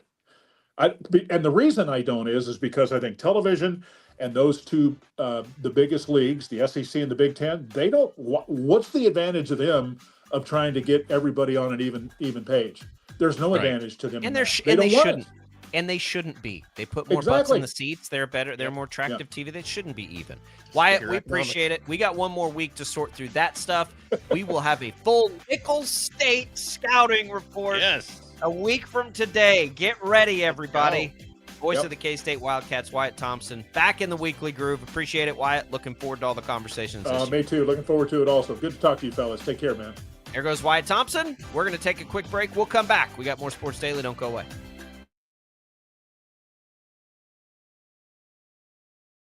Lightning, hail, tornadoes, flooding. It's the worst of severe weather, and it's coming. Spring brings warmer temperatures, but also dangerous weather conditions. Stay up to date day or night with the Storm Team 12 weather app. You'll get accurate forecasts, so you can plan ahead and stay safe, no matter the weather. Download the Storm Team 12 weather app, brought to you by Stutzman's Greenhouse. The future of television has arrived. Next Gen TV is here with stunning video, movie theater quality sound, enhanced voice clarity, and interactive features, all upgradable for the future. Learn more at watchnextgentv.com.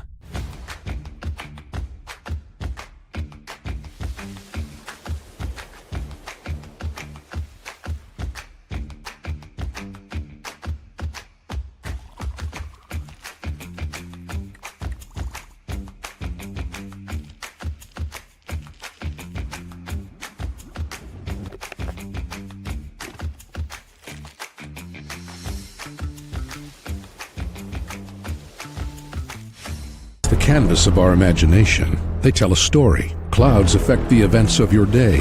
Sometimes they growl, sometimes they inspire, but they're always the messengers of nature's mood written in the sky. Storm Team 12 understands the language of clouds. We're dedicated to decoding their message so you know what to expect. Behind every cloud, there is a story waiting to be told. Trust Ross Jansen and Storm Team 12, alerting you first to the impact on your life. We are following a breaking update. Every day, all day, stream the stories that have you talking near and far. Whoever is behind the wheel of this bus is not stopping. From hundreds of local reporters and meteorologists spanning the country. Chaos here this morning at the UW campus. Search LNL for the all-new Local News Live streaming app. Odyssey is one of the most influential audio and entertainment brands in the nation. You already know Odyssey's iconic local radio brands in Wichita. But did you know Odyssey has the country's best collection of music, news, and sports brands? Odyssey is also a premium podcast creator, major event producer, and digital innovator. Odyssey brings people together across the country and right here in Wichita. Odyssey also delivers meaningful radio and digital audio results. Find out our story and impact at odysseyinc.com/Wichita. Make yourself known now. 83-1001 in traffic pursuit. Oh my God, here. Investigate TV Plus begins with real people. We investigate stories that impact you. And inspire change every day. Something is broken. Real problems. Why are they hiding it? And real solutions. My daughter was dying in front of me. What was your reaction when he said that? Investigate TV Plus, weekdays at 3:30 p.m. on KWCH. Sometimes people tell us, I don't get it, it's just tea. But let me tell you, we are so much more than just tea. With 20 plus flavors of sweet and unsweet iced tea, the possibilities are endless. Come on in and try them all for free to find your favorite or get us on the go for your busy lifestyle. And don't miss happy hour every day. So the next time someone tells you it's just tea, tell them to come by and find out why we say, drink tea, be happy. Jim Rome here, lighting up your afternoons on The Jim Rome Show. Catch me starting at 2 on Wichita's #1 sports radio, Kansas Fan Headquarters, 97.5 and 1240 KFH.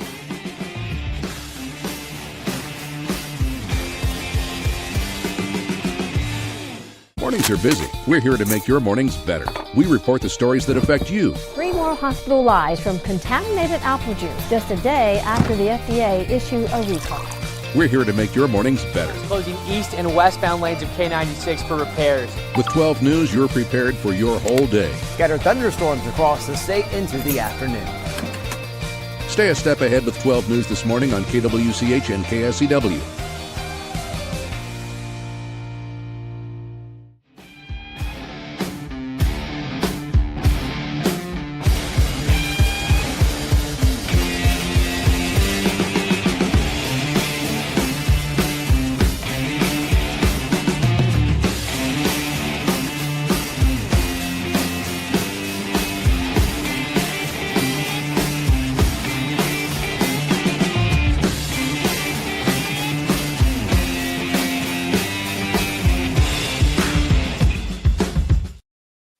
Sports Daily is on KFH.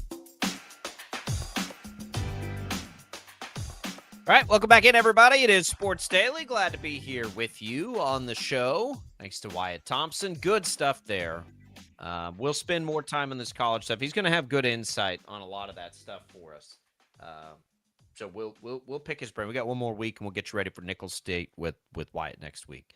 But if you missed any of it, you can always go back on the Odyssey app and listen in. You can catch what else is on tap today, brought to you by the Wichita Brewing Company. Your summer spot, pizza and apps the whole group will love, seasonal beers, a full cocktail menu for the adults, and new dirty sodas and homemade root beer that keep the kids happy. WB, see you this summer at Wichita Brewing Company. We'll talk about that Cleveland Browns situation, some clarity today, but Max has the audio. We'll go back and listen to what happened this weekend that made it even more interesting as the Browns announced Deshaun Watson as the starter. We can get more into the Chiefs preseason, any other NFL storylines. We've got a Sports Daily poll coming. But Brady, are the Royals back? I mean, I look at that schedule. I see a lot of green W's in a row. Eight Actually, of them. this whole second half, they've had a pretty good second half since they all Especially started at home, right? Yeah. Especially at home. They've been very, very good at home. Now they'll have to take it on the road, and we have a big week for them here. Toronto and Minnesota sit there, and Kansas City's got to, they got to take this show on the road, and they haven't been particularly good on the road, and they're 7.5 games back. Minnesota, is not till later in the year. It's Toronto and Cleveland, I should say. My apologies. They don't play the Twins the rest of the way, actually, as they get 6 more against Cleveland. So that, depending on what you think of Minnesota, who's kind of in it now, that's a little bit of a bummer. But the reality is, Brady, they're going to kind of play most of the teams they're chasing. Minnesota is one of those. Cleveland is up there in the wild card, tied right now for a spot. So this week with Cleveland and Toronto, it is 2 teams that you are chasing, which is going to happen in a lot of these games. You got to play them on the road. And the last time they went on a road trip, they went, Brady, 2-4. The road trip before that, they went 3-7.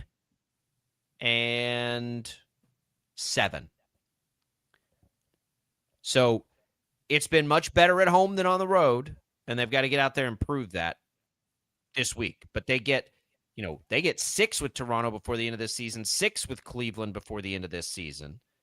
Houston also on the schedule. Pittsburgh, they're probably not catching the White Sox, but whatever. They've got a chance here to kind of make it interesting, as we talked about with Jalen Thompson on Friday. Just give us a reason to lock in and tune in, please. Like, that's all we're asking for.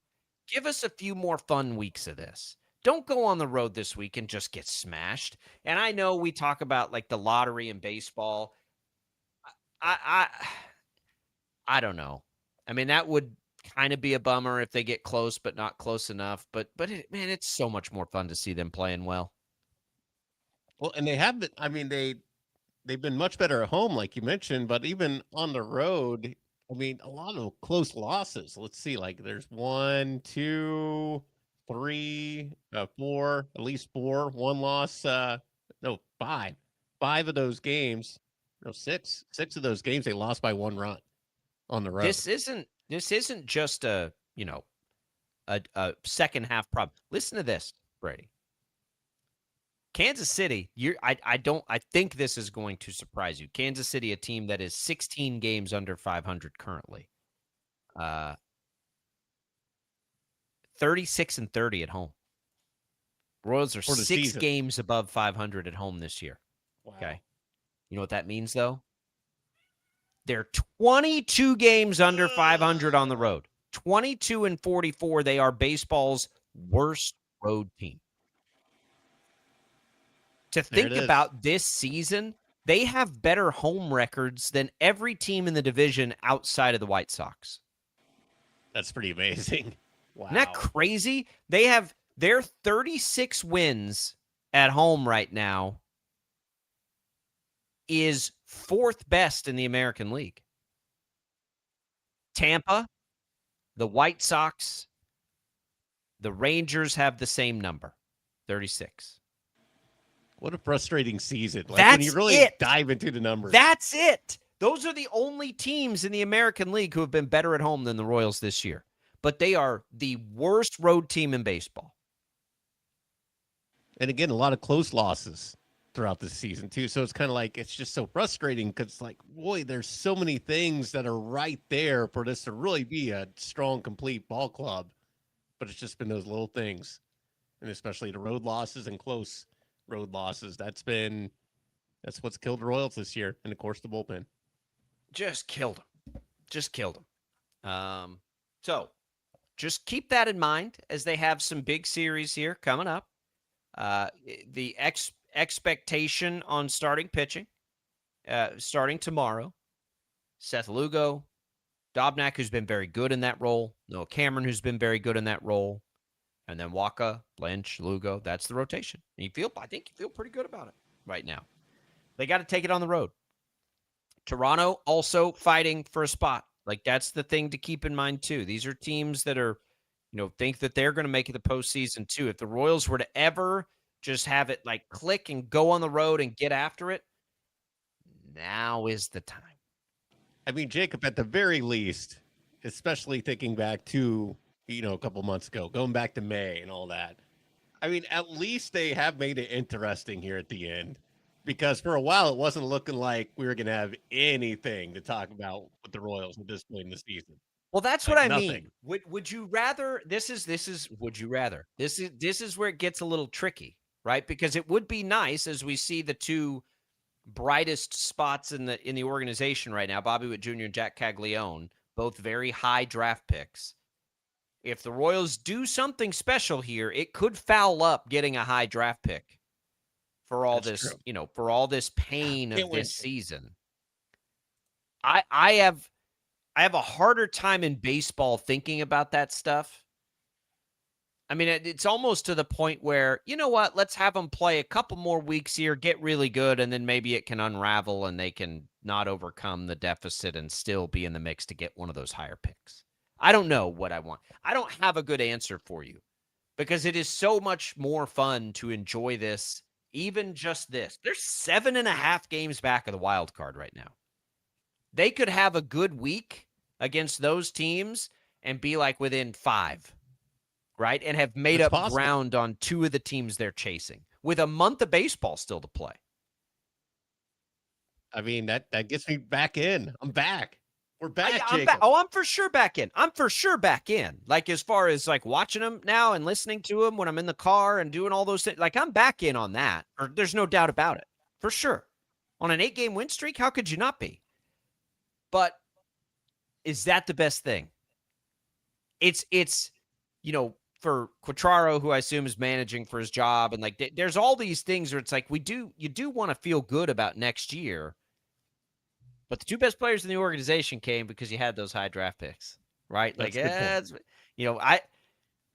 don't know. I don't know how well that will be received in the aftermath. But let's worry about that later. Right now, I think let's enjoy the win streak, shall we? 8 games, alive in this thing a little bit. These next 2 series in a row. I mean, you mentioned a second ago that these are teams that they're fighting for in that wild card chase. So you kind of got like a little mini playoff series in a way. It kind of has that. Well, yeah, vibe I mean to that's it.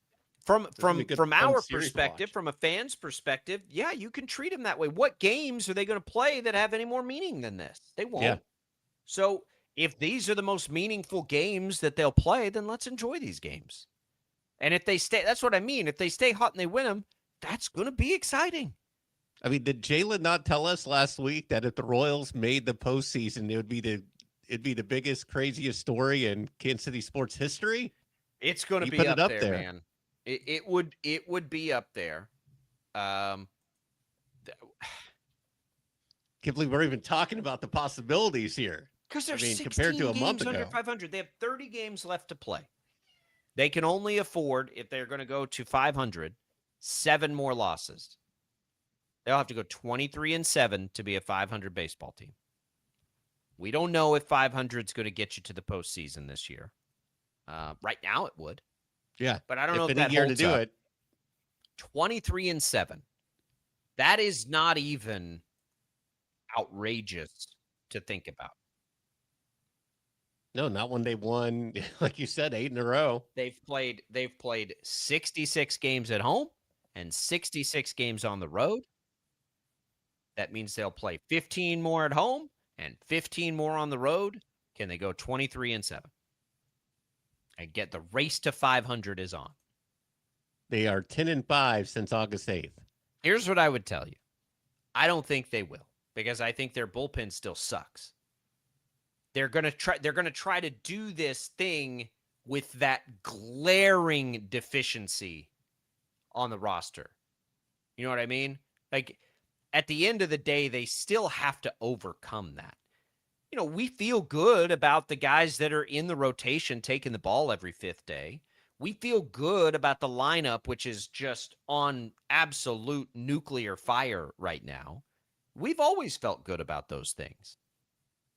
The bullpen is still... Anybody feel good about the bullpen out there? Even in the 8-game win streak? I mean, it is awful. They'd still have to overcome that. That's why I don't think ultimately they'll get there. But, man, I'm sure glad they're giving us a little reason to juice think here. maybe. Yeah. We need 2 more weeks. We need 2 more weeks before we're into football. Okay? Can you give us 2 weeks, Royals? Hold us And over. then if you need to fall apart and it gets you a better draft pick and all of those things, okay, fine. Yeah. It's all Can good. you get us 2 more weeks here? That's all we're asking for. Jacob, since August 4th, the Royals are 12-7. Since August 4th. 12-7 is not going to be good enough to be 23-7. That's true. So just think about that. Like you think it feels like they're playing really well, and they have been 12-7. You feel good, but you got to be 23-7 if you're getting to 500. They're going to have to. I mean, it will be. How many series do they have left? Let me count these series. 1, 2, 3, 4, 5, 6, 7, 8, 9, 10. They will have to do better than. They will have to do better than just winning every series the rest of the way. Have some sweeps. Yeah, Sweeps if you just won every series and only won every series, you're going to have 10 losses. You're not at 500. So that's what we're looking at here. But hey, so you're telling me there's a chance. That's right. Right? It's all that matters. It's all that matters. I also don't, like, over the course of 30 games here, what are the chances one of these other teams that they're trailing? Because they're 4.5 behind Detroit. They're 4 behind Detroit, 4.5 behind Seattle, 5.5 behind Baltimore, 5.5 behind Minnesota, 6 behind Toronto, and then 7.5 behind Cleveland and Texas. Okay? So the other really difficult part of the equation on this is, what are the chances none of those teams also have a strong finish? Right. Right. Yeah, and Jalen was talking about that too. They've all got a nice little cushion. So you have to catch all of them, basically. You need them all to sort of soil in mediocrity while you go on this crazy heater. It is still unbelievably and insanely unlikely. But it's not nothing. Mathematically. And it has been fun to watch. The CBS Sports Predictor gives them less than a 1% chance. They could not be a smaller percentage by the percentages they give. But they're not out of it. It's not zero. It's not zero. They are not out of it. And here we go. They're playing well at home. They're about to take that show on the road. You'll get to hear that tomorrow. All right, when we come back, we're going to pull one of the most famous Sports Daily polls has a job. Daniel Carlson, now employed again in the NFL. We'll see what other gems we can fish out of there. On the other side, we'll have more on the Chiefs and take a look around the other storylines of Week 2 of the NFL preseason. A lot of interesting quarterback battles coming to fruition. There are at least, there were, before we started the day, 2 teams we know of that don't have a starting quarterback named. One of them has, and there's some good quarterback battles. Daniel Carlson, congratulations to one of the very first Sports Daily polls.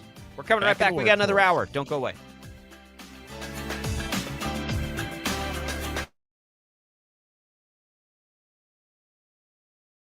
Lightning, hail, tornadoes, flooding. It's the worst of severe weather, and it's coming. Spring brings warmer temperatures, but also dangerous weather conditions. Stay up to date day or night with the Storm Team 12 weather app. You'll get accurate forecasts, so you can plan ahead and stay safe, no matter the weather. Download the Storm Team 12 weather app, brought to you by Stutzman's Greenhouse. The future of television has arrived. Next Gen TV is here with stunning video, movie theater quality sound, enhanced voice clarity, and interactive features, all upgradable for the future. Learn more at watchnextgentv.com.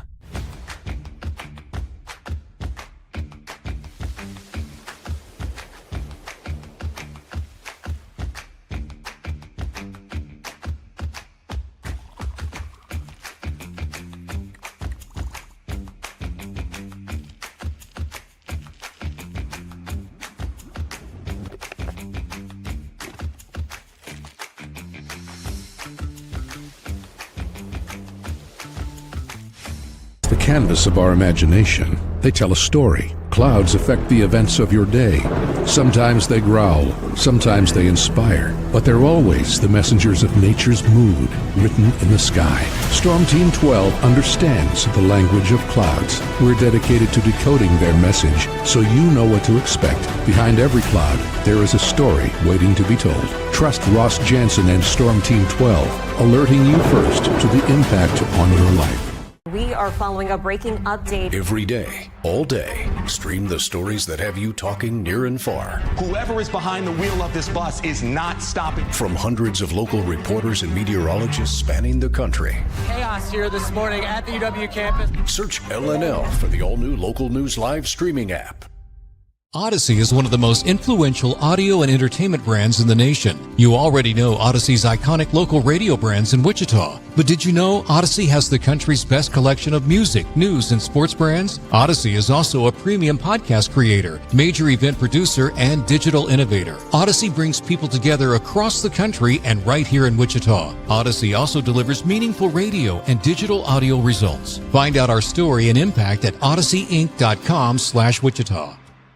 Make yourself known now. 8310 in traffic pursuit. Oh my God, here. Investigate TV Plus begins with real people. We investigate stories that impact you. And inspire change every day. Something is broken. Real problems. Why are they hiding it? And real solutions. My daughter was dying in front of me. What was your reaction when he said that? Investigate TV Plus, weekdays at 3:30 p.m. on KWCH. Sometimes people tell us, I don't get it, it's just tea. But let me tell you, we are so much more than just tea. With 20 plus flavors of sweet and unsweet iced tea, the possibilities are endless. Come on in and try them all for free to find your favorite or get us on the go for your busy lifestyle. And don't miss happy hour every day. So the next time someone tells you it's just tea, tell them to come by and find out why we say, drink tea, be happy. Jim Rome here, lighting up your afternoons on The Jim Rome Show. Catch me starting at 2 on Wichita's #1 sports radio, Kansas fan headquarters, 97.5 and 1240 KFH.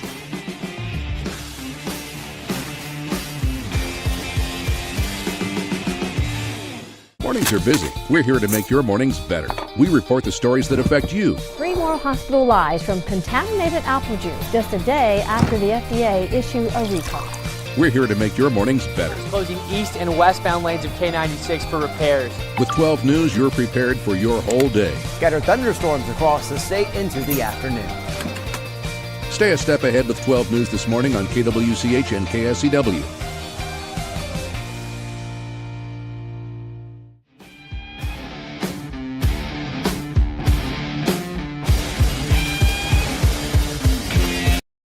As a case of the Mondays. No, man. I believe you get your ass kicked saying something like that, man. Monday.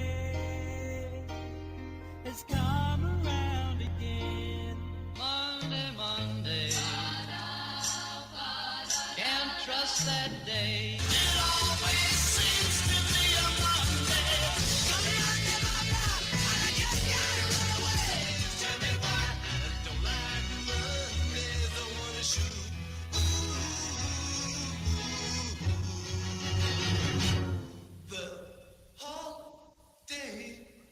Now, from Wichita's most listened to sports radio, 97.5 and 1240 KFH. This is Sports Daily.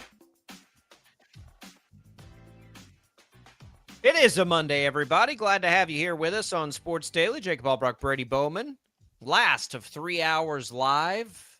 Our appreciation to Wyatt Thompson earlier in the show. If you missed anything, you can join him. I think we're loaded tomorrow. I think we've got Joshua Briscoe coming in tomorrow. I think we have Henry Greenstein, I think, is going to need to come in tomorrow before he gets out and travels with KU insiders. We have Chiefs, KU, and James Westling of the Big 12, who covers Big 12 on television, calls games, is going to sort of be our Big 12 insider this year. I'm really looking forward to those conversations to get a sense for what everybody else in the league is doing. It's hard enough to keep up with the teams that we follow here, Brady. So that's all coming for you tomorrow. We'll have our Sports Daily poll here in just a minute. We're going to talk NFL preseason from the weekend, non-Chiefs, as we already covered the Chiefs. You can go back and listen to that on the Odyssey app. It's all coming to you. What's on Tap? Brought to you by the Wichita Brewing Company, featuring Oztoberfest, the deeply copper-colored German-style brew that'll make you click your heels, grab your stein, and follow the Copper Brick Road to the land of Oztoberfest. Wichita Brewing Company, pizza and beer made here. Brady, I know that you, how do you survive the weekend? Just staring at those packs of cards, wondering. I just stay away. I just stay away from this desk that time so I don't tempt myself. But for those that are just getting back into the groove with us, several weeks ago, I opened my smart mouth and told Brady, who's been trying to, weasel trading card pulling into the show for a while. I said, all right, fine. If you can get, what did I say at the time? 5, 10, whatever it was. 5. Yeah, people 5 at the end of the show. By the end of the show, if you can get 5 people to support you, we'll do it. And I miscalculated greatly. I should have said 50 people because Brady had it, I think, by the end of the first segment. He had his support. So now each and every day on the show, we pull trading cards. And so far, none of value, which I think is about right. But maybe we'll get lucky one day. Maybe one day. I will say, was it last week or the week before we pulled this base Patrick Mahomes 2025 absolute? I did look on the eBay, and anytime you're looking, a little tip for everybody, a little free TED, not TED Talk, but KFH Talk tip. Go and filter to sold items. Because anybody can put a value on anything as far as what they're trying to sell it for. You want to filter to sold so you see what they actually did sell for. And somebody had a graded version of this Mahomes card. It was a perfect 10 graded, and this base card sold for like $23. That's a perfect 10. All right. So $23 card is what you're holding in your hand. Potentially. Well, that's pretty good then. That's pretty good. I don't know why the 2025 Patrick Mahomes card was worth $23. Because it was a perfect 10. This graded version was perfect. And it's hard to get a perfect card. Like the condition it's in? Yeah, the condition was perfect. Yeah, there was no... How is it not perfect? All you did was pull it out and put it in a sleeve. Oh, there could be anything. There could be anything. I mean, it looks fine to me, but you never know. I mean, I've sent cards in to get graded, and there was one corner that was docked, and I didn't even see it, and it put down the entire grade because of one bad corner. So you send that off somewhere? How do you know you're going to get it back? I mean, there's a lot of trust. There's a lot of trust. Like I got there's a lot of trust if it was one worth money. I got a guy that's a certified CGC dealer. That's the company that does grading. So I work with him if he has an official account. But what if you had a card? What if a graded version of a Drake May rookie? Okay. Nice. What's that worth? This one, actually, I haven't looked it up in a while. This one's a 10. This one's rated a perfect 10. And I don't know. Last I looked it up last year, I think it was around 50 or 70. It's probably a little higher than that now. So, but what if you had one that was like a specialty card that you knew was worth a lot of money? You're going to send that off to somebody to grade it? Well, yeah. I mean, there's things that you like check mark, as far as like if they lost it or something like that, like they got to provide at least I don't know if I'd be doing equal value. Yeah, all right. There's some trust involved. You know what, Max, let's do this. Let's do it. Are we ready? Are we ready? Max, you got it? It's time for that poll. Okay, let's do the poll. We don't have the intro music. Here we go. All right. Oh, wait, here we go. Excuse me.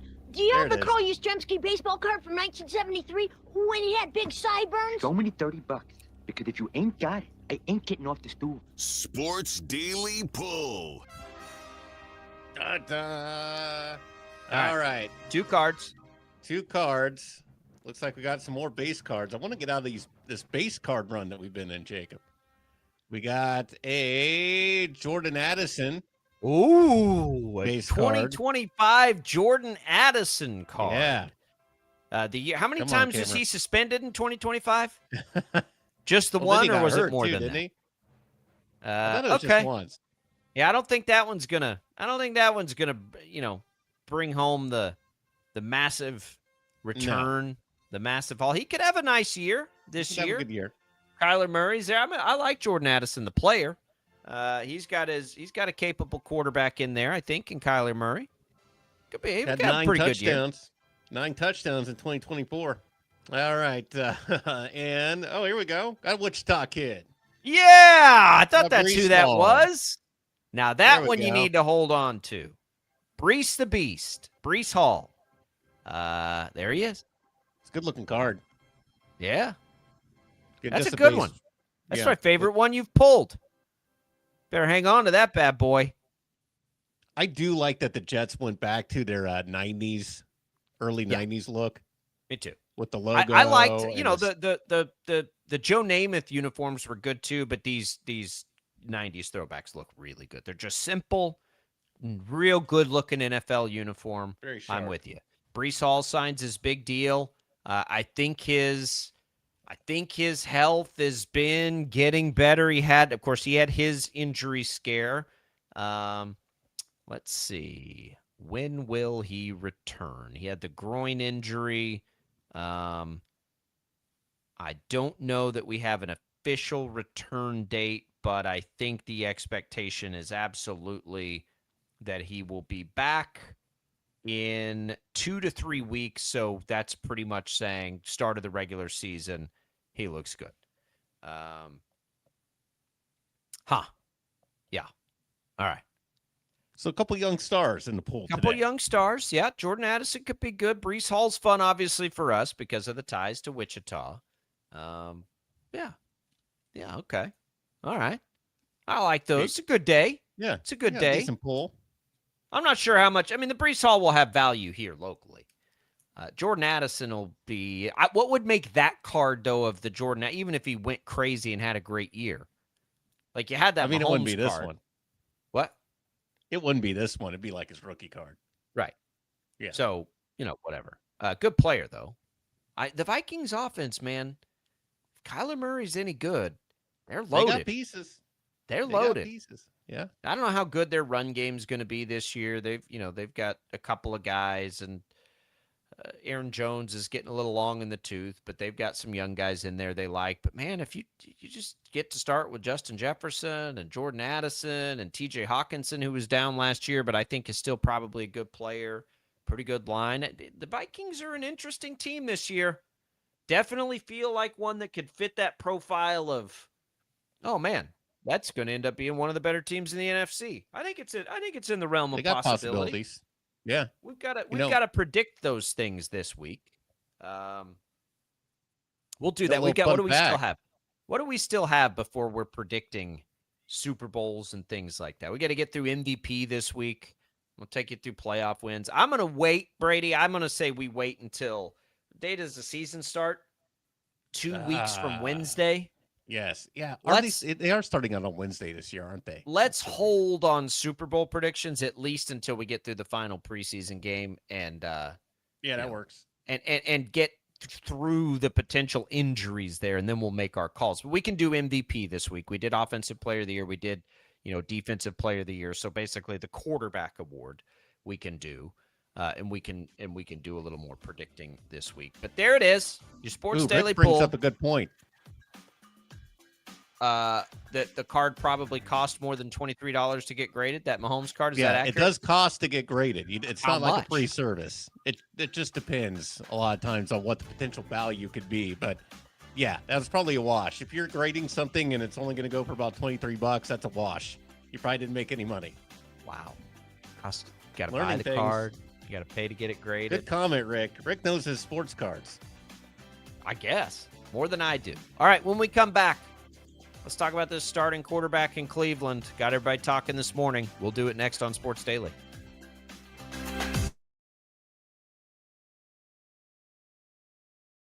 Lightning, hail, tornadoes, flooding. It's the worst of severe weather, and it's coming. Spring brings warmer temperatures, but also dangerous weather conditions. Stay up to date day or night with the Storm Team 12 weather app. you'll get accurate forecasts so you can plan ahead and stay safe, no matter the weather. Download the Storm Team 12 weather app, brought to you by Stutzman's Greenhouse. The future of television has arrived.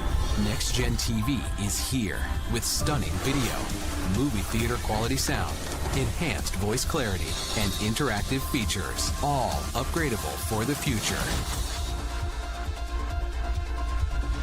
Learn more at watchnextgentv.com.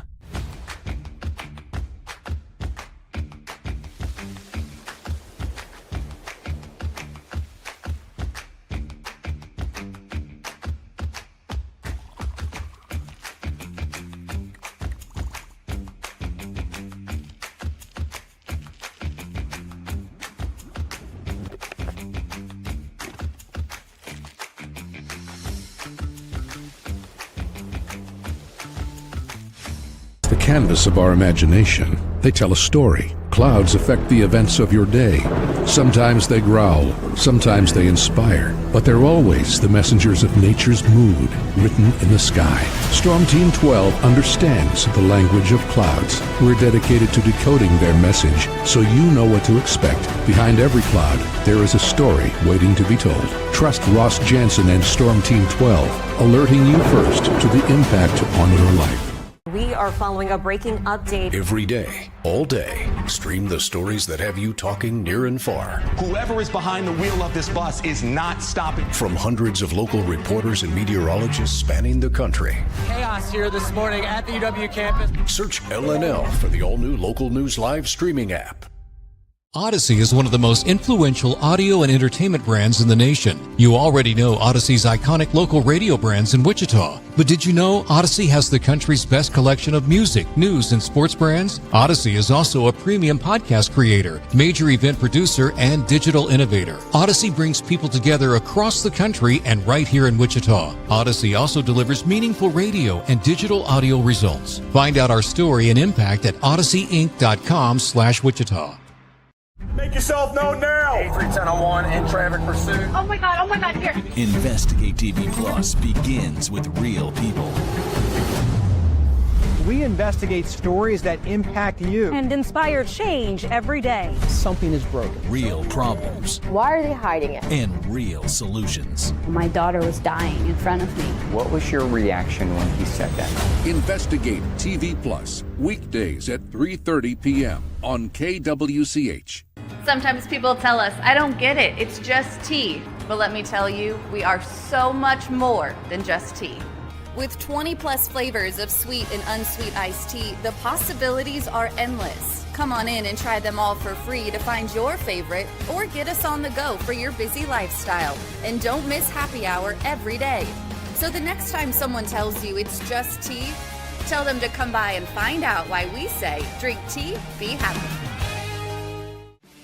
Jim Rome here, lighting up your afternoons on The Jim Rome Show. Catch me starting at 2 on Wichita's #1 sports radio, Kansas Fan Headquarters, 97.5 and 1240 KFH.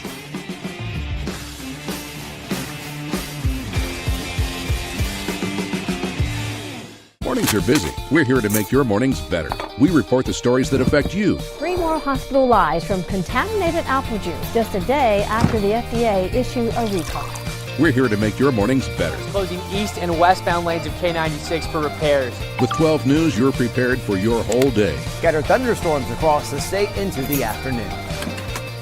Stay a step ahead with 12 News this morning on KWCH and KSCW.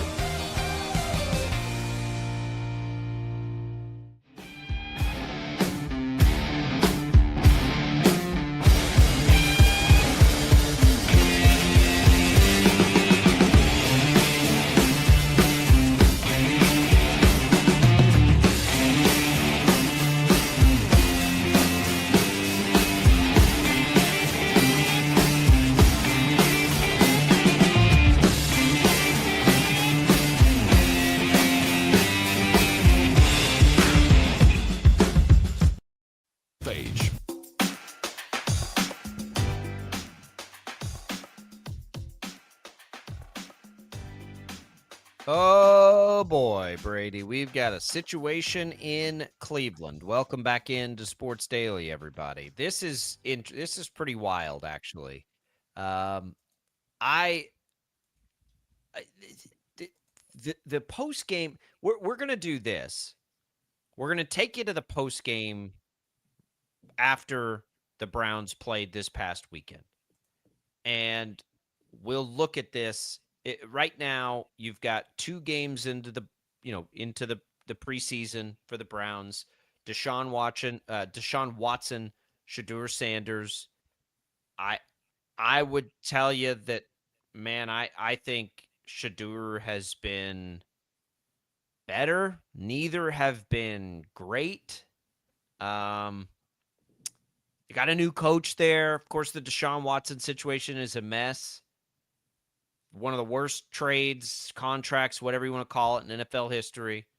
I never thought this was going to work. I didn't think it was going to work even if you didn't have all the off-the-field stuff at the time with the massage parlors and everything.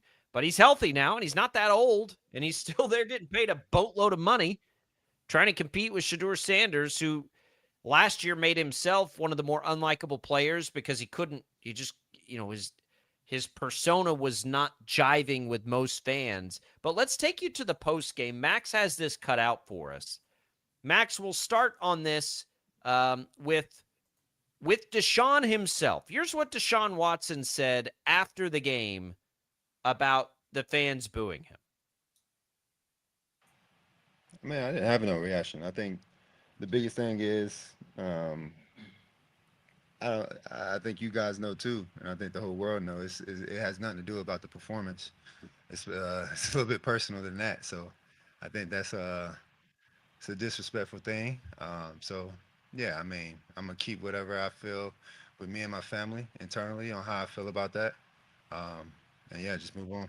But don't you think, Deshaun, that winning and playing better would eliminate some of that booing? Last time I played on this field, I tore my Achilles. And that same fan base, they cheered when I got hurt. So does that have to do with, what does that have to do with anything about performance? When a person get hurt, especially for your own city, and they cheer. Does any of that make you regret coming here? No, I don't regret anything in my life. You know, I think the Lord put me through situations for a reason. So I don't regret anything at all. But, you know, I had different thoughts on how it was going to be, but, you know, it is what it is. You know, sometimes, you know, the tables turn, and I'm patient enough because I'm a child of God to, you know, wait for that time to change. So I'm not tripping on it. He's not Nothing tripping, you Jacob. regret? Not tripping. Nothing? No regrets? No regrets? Not at all. Not even one thing? Maybe that one thing, maybe that one thing you might regret. It got, it got you a little trouble. Maybe I would regret that. The disconnect. Well, yeah. That's it. Just like he gets no benefit of the doubt. They boo you because you don't play good. I'm telling you, Brady. When he first got traded, I had the great opportunity to talk to Cleveland fans about it on the airwaves back in the old Infinity days. And they thought he was going to be great. They didn't care about any of the other stuff. They didn't care. They didn't care about any of it. They thought he was going to be great. He's getting booed because he's not very good. That's why he's getting booed. Cleveland chose to not care morally about any of it when they made the move, right? They didn't care. Those fans didn't care. They only boo him because he's not good. I don't agree with I don't think him. that's all of it. I mean, I think there was. I think that's all of it. If he was good, they wouldn't regret the contract. They wouldn't do all of that stuff. It was never a moral thing with the Browns and Deshaun Watson. It was strictly a performance thing. I mean, I'm going to go yes and no on that. Like, I do agree that if he was really good and as good as he was at his peak in Houston, nobody would care. I do agree on that point. if he was at that level, which that was an insane level. I remember back then, Sure. everybody was like, boy, I don't know. It's a toss up for MVP for me between Mahomes and Deshaun Watson. Like that was kind of the conversation there for a little bit. And we are so removed, especially just talking performance. We're so removed from that for him. He hasn't been anywhere close to repeating that performance that he had at this height in Houston. But I think like when he did get hurt initially on the Achilles, see, I think there are fans that didn't like everything that came out with Deshaun Watson. I think there were enough that didn't like that. But you add on to the bad performance, and I think more than anything, Jacob, I think it's that contract. It's such a bad contract. It was such a bad trade. They guaranteed so much money. So when you add in the fact that everybody's making fun of your team and your city, which they kind of have been anyway, you're the Browns. You haven't been that good. It's been a long, long time since the Browns have been the Browns of old. So you add that, the embarrassing factor with all that, the really bad performance, and going through this quarterback carousel all over again when the fandom was sold. That's like, no, we have our guy. We don't have to worry about who's the quarterback of the Cleveland Browns anymore. We have our guy, and we're going to do this record-breaking contract despite all the bad PR that comes with it. It's just they made everything so much worse. Terrible contract, bad performance, and I just think his comments are just kind of, especially when he said, I don't regret anything in life. It's like that, like you mentioned, Jacob's like, really? That Should probably really regret that one thing. Yes. Yes. So just a quick recap, because it's been so long now. We're 5 years into this thing. This all started. He requested a trade from the Texans in January of 2021. The civil lawsuit, followed by a criminal lawsuit, started in March of 21. That basically went a full year, where a Texas grand jury then declined to bring the criminal charges. So it stayed civil. 20-ish accusers of the massage parlor stuff, the sexual misconduct. March of 22, so a year later, after that, they trade him to Cleveland. And then Cleveland gives up a ton of draft capital and fully guarantees his contract for a reason nobody will ever know or understand. Still don't know why felt like they needed to do that, but they did. And then he had an 11-game suspension later that year, and then finally played for the first time in December of that year, and then has not played well at all and had all the injuries. Everyone was fully aware of the issues before Cleveland traded for him, right? The fans have turned on Deshaun Watson because he's not a good football player.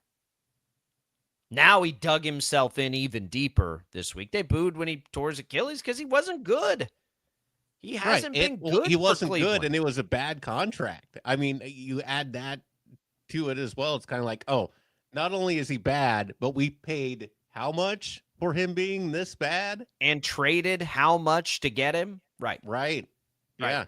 And he's acting like it's – here's what I don't like about it. Like, I think he's trying to play the card of they just don't like me here. And maybe that's, but because won't point out why. Which, again, okay, but that's not why they don't like him. They don't like him because he's not any good. He hasn't played since 2024. He has played in 19 games, I think, for Cleveland, and thrown 19 touchdowns and 12 interceptions. He doesn't run much anymore. A total of about, 400 yards or so, 450 yards. He's just not very good. No, he's nothing like he was at his peak.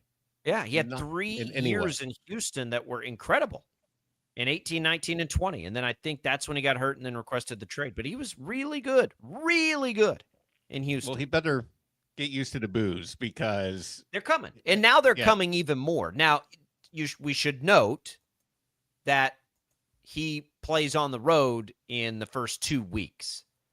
So is this just a, kind of like a dress rehearsal for him, and then they can pull him out and play Shedeur Sanders?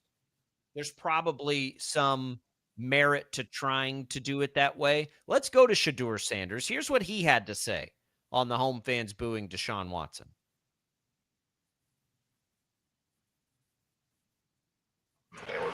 Yeah, I mean, well, in general, I don't appreciate that at all.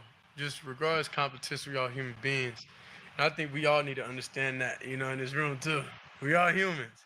So it's like, I don't really do things to humans I wouldn't really want done to me, and I don't really like making people feel uncomfortable in different spaces. And that's why even sometimes, like, daily things I do, like, I try to make sure everybody comfortable, because a lot of things, just even how I am as a person, sometimes can make people uncomfortable, So, I mean, I'm obviously aware of that, and just for all the fans and everything, like, we appreciate y'all and showing up and everything. And however y'all feel about the situation, about with Deshaun and about everything, like, still, I think it's more about a bigger purpose of just respect, It's just a respect thing that I feel like should be there, because we all out there trying to do our best and trying to serve the franchise the best way possible. We going out there to win games. We doing everything we can do. So, I don't really appreciate that. I guess yeah, look, guy's trying to get his teammates back a little bit there. Young player. Yeah. I think you've got to internalize getting booed. That's not a good thing. And he was asked a question. He's put in a pretty tough spot there. But those are the things you got to keep to yourself. Fans pay a lot of money. You get paid a lot of money. Fans want things to win. They want winners. You kind of sign up for that, right? You sign up for it.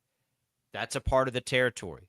I wouldn't want my quarterback getting his feelings hurt because people are booing. How are you going to handle the actual pressure of a game if you can't handle, fans out there trying to have fun and being upset and whatever? Like, I worry about that. I think Shedeur handled that probably okay.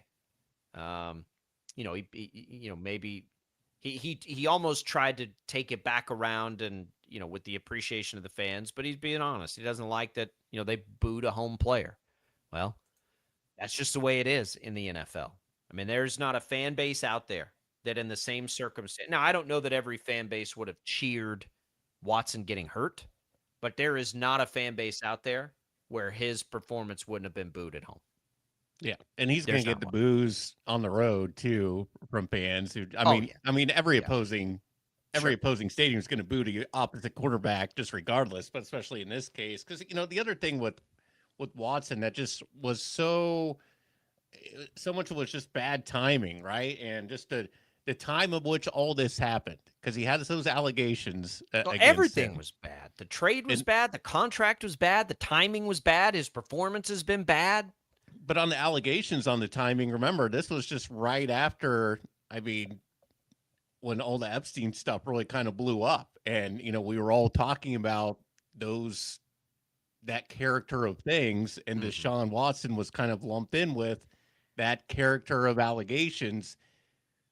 And there's a lot. We got blindsided by it too, because Deshaun Watson, prior to all that, was thought of generally as one of the really good people in the NFL. I mean, he was. Yeah.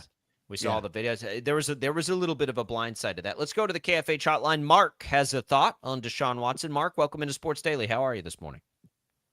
I am well, and yourselves? Doing good. What's on your mind? Good. Deshaun Watson. I'm so tired of entitled athletes. And especially if fans know that booing is going to bother you, what do you think they're going to do? Mm-hmm. And again, if your quarterback, like you had hinted on, is your leader, if this is going to bother him, how much confidence do you have in the 2-minute drill when you got to go down the field or something like that? And I think I'm not a Shedeur Sanders fan, but I think what he tried to say is a step in the right direction for him, where, when he came into the league, he was kind of the litmus test about him, that he was an entitled athlete and this and that. And I think he's trying to make the right steps towards being that leader, and, Watson had that, a year and a half of getting paid full price, but that's the team's fault there. And, Cleveland has been such a every reason not to fill up the stadium. You know, they had the Browns forever. Then they left in the dead of night. They didn't have a team for a while. They came back and they're still filling the stadium, and they've been awful for years. So, you know, I have no sympathy for Deshaun Watson. And like you said, you start throwing touchdown passes, this is all going to go away, you know, but you haven't. So these people are entitled to that. Fans are entitled to almost anything within reason that they want. They paid for the ticket. They paid a lot of money for the ticket. They've invested a lot of time, energy, and resources into following these teams. If the performance isn't good, they're not going to be happy about it. As an athlete that's been around as long as Deshaun Watson is, to not understand that, and then, oh, by the way, have some grasp of the circumstances of his particular case, come on, man. Exactly. Put a pair of pants on. Come on, let's go. You know, let's get to work. Like, how about go play good? They didn't assault him. They didn't eat. You know, they just booed him. So get over it. You know, that's all that happened. They didn't harm him in any way.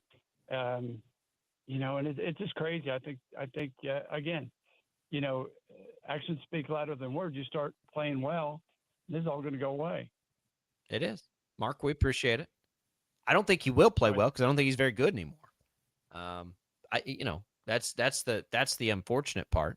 Appreciate the call, Jacob, Mark. If I got $200 million guaranteed, boo me. Go ahead. Yeah, I'm fine. Well, I can handle getting booed if I'm getting paid that much. People, listen, you get, like, people tell me I suck all the time, right? Like, it is what it is. I haven't heard any bad words about you, Jacob. Well, it happens. Trust me. It happens all the time. And it doesn't mean that's the only thing you hear, but you hear it. And it's fine. Like, it comes with the territory, man. Like, you're not playing well. I'm telling you, Brady, they're going to, none of the, if everything else was neutral, if you're brought in with that kind of expectation and you don't perform, they're going to boo you. The boo birds are out constantly.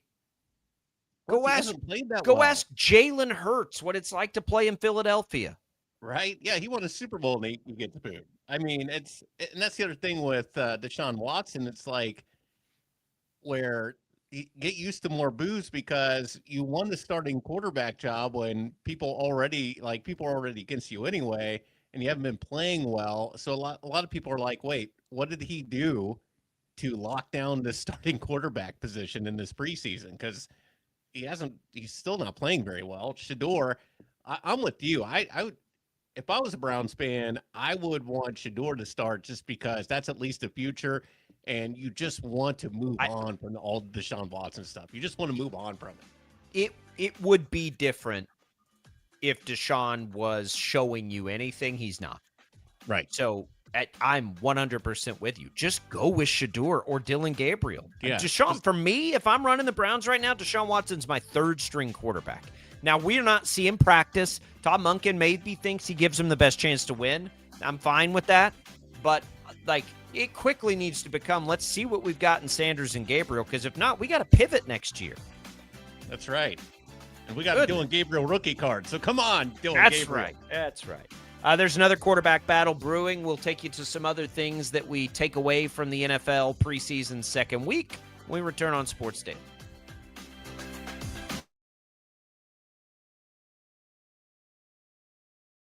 Lightning, hail, tornadoes, flooding. It's the worst of severe weather, and it's coming. Spring brings warmer temperatures, but also dangerous weather conditions. Stay up to date day or night with the Storm Team 12 weather app. You'll get accurate forecasts, so you can plan ahead and stay safe, no matter the weather. Download the Storm Team 12 weather app, brought to you by Stutzman's Greenhouse. The future of television has arrived. Next Gen TV is here with stunning video, movie theater quality sound, enhanced voice clarity, and interactive features, all upgradable for the future. Learn more at watchnextgentv.com.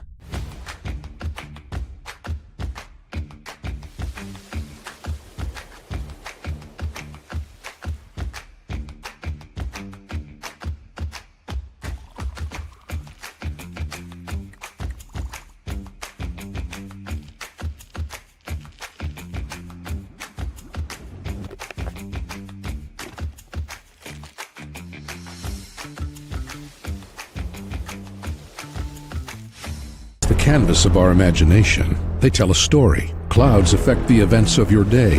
Sometimes they growl, sometimes they inspire, but they're always the messengers of nature's mood written in the sky. Storm Team 12 understands the language of clouds. We're dedicated to decoding their message so you know what to expect. Behind every cloud, there is a story waiting to be told. Trust Ross Jansen and Storm Team 12, alerting you first to the impact on your life. We are following a breaking update. Every day, all day, stream the stories that have you talking near and far. Whoever is behind the wheel of this bus is not stopping. From hundreds of local reporters and meteorologists spanning the country. Chaos here this morning at the UW campus. Search LNL for the all-new Local News Live streaming app.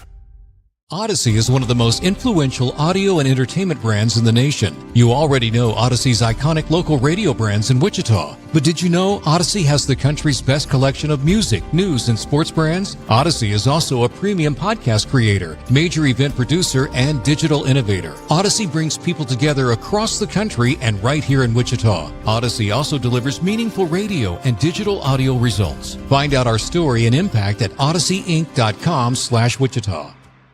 Make yourself known now. 83-1001 in traffic pursuit. Oh my God, here. Investigate TV Plus begins with real people. We investigate stories that impact you. And inspire change every day. Something is broken. Real problems. Why are they hiding it? And real solutions. My daughter was dying in front of me. What was your reaction when he said that? Investigate TV Plus, weekdays at 3:30 p.m. on KWCH. Sometimes people tell us, I don't get it, it's just tea. But let me tell you, we are so much more than just tea. With 20 plus flavors of sweet and unsweet iced tea, the possibilities are endless. Come on in and try them all for free to find your favorite or get us on the go for your busy lifestyle. And don't miss happy hour every day. So the next time someone tells you it's just tea, tell them to come by and find out why we say, drink tea, be happy. Jim Rome here, lighting up your afternoons on The Jim Rome Show. Catch me starting at 2 on Wichita's #1 sports radio, Kansas Fan Headquarters, 97.5 and 1240 KFH.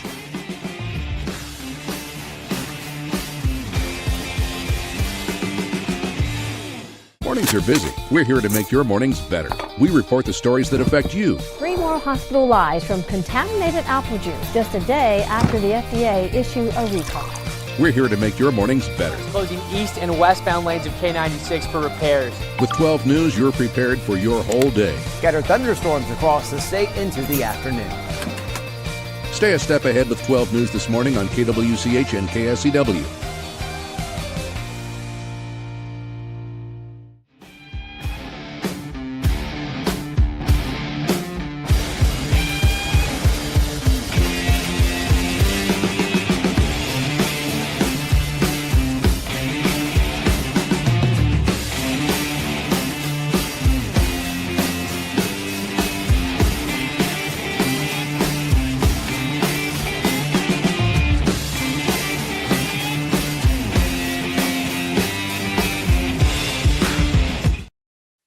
Got all day. 869-1240. Time to get busy. This is Sports Daily on KFH.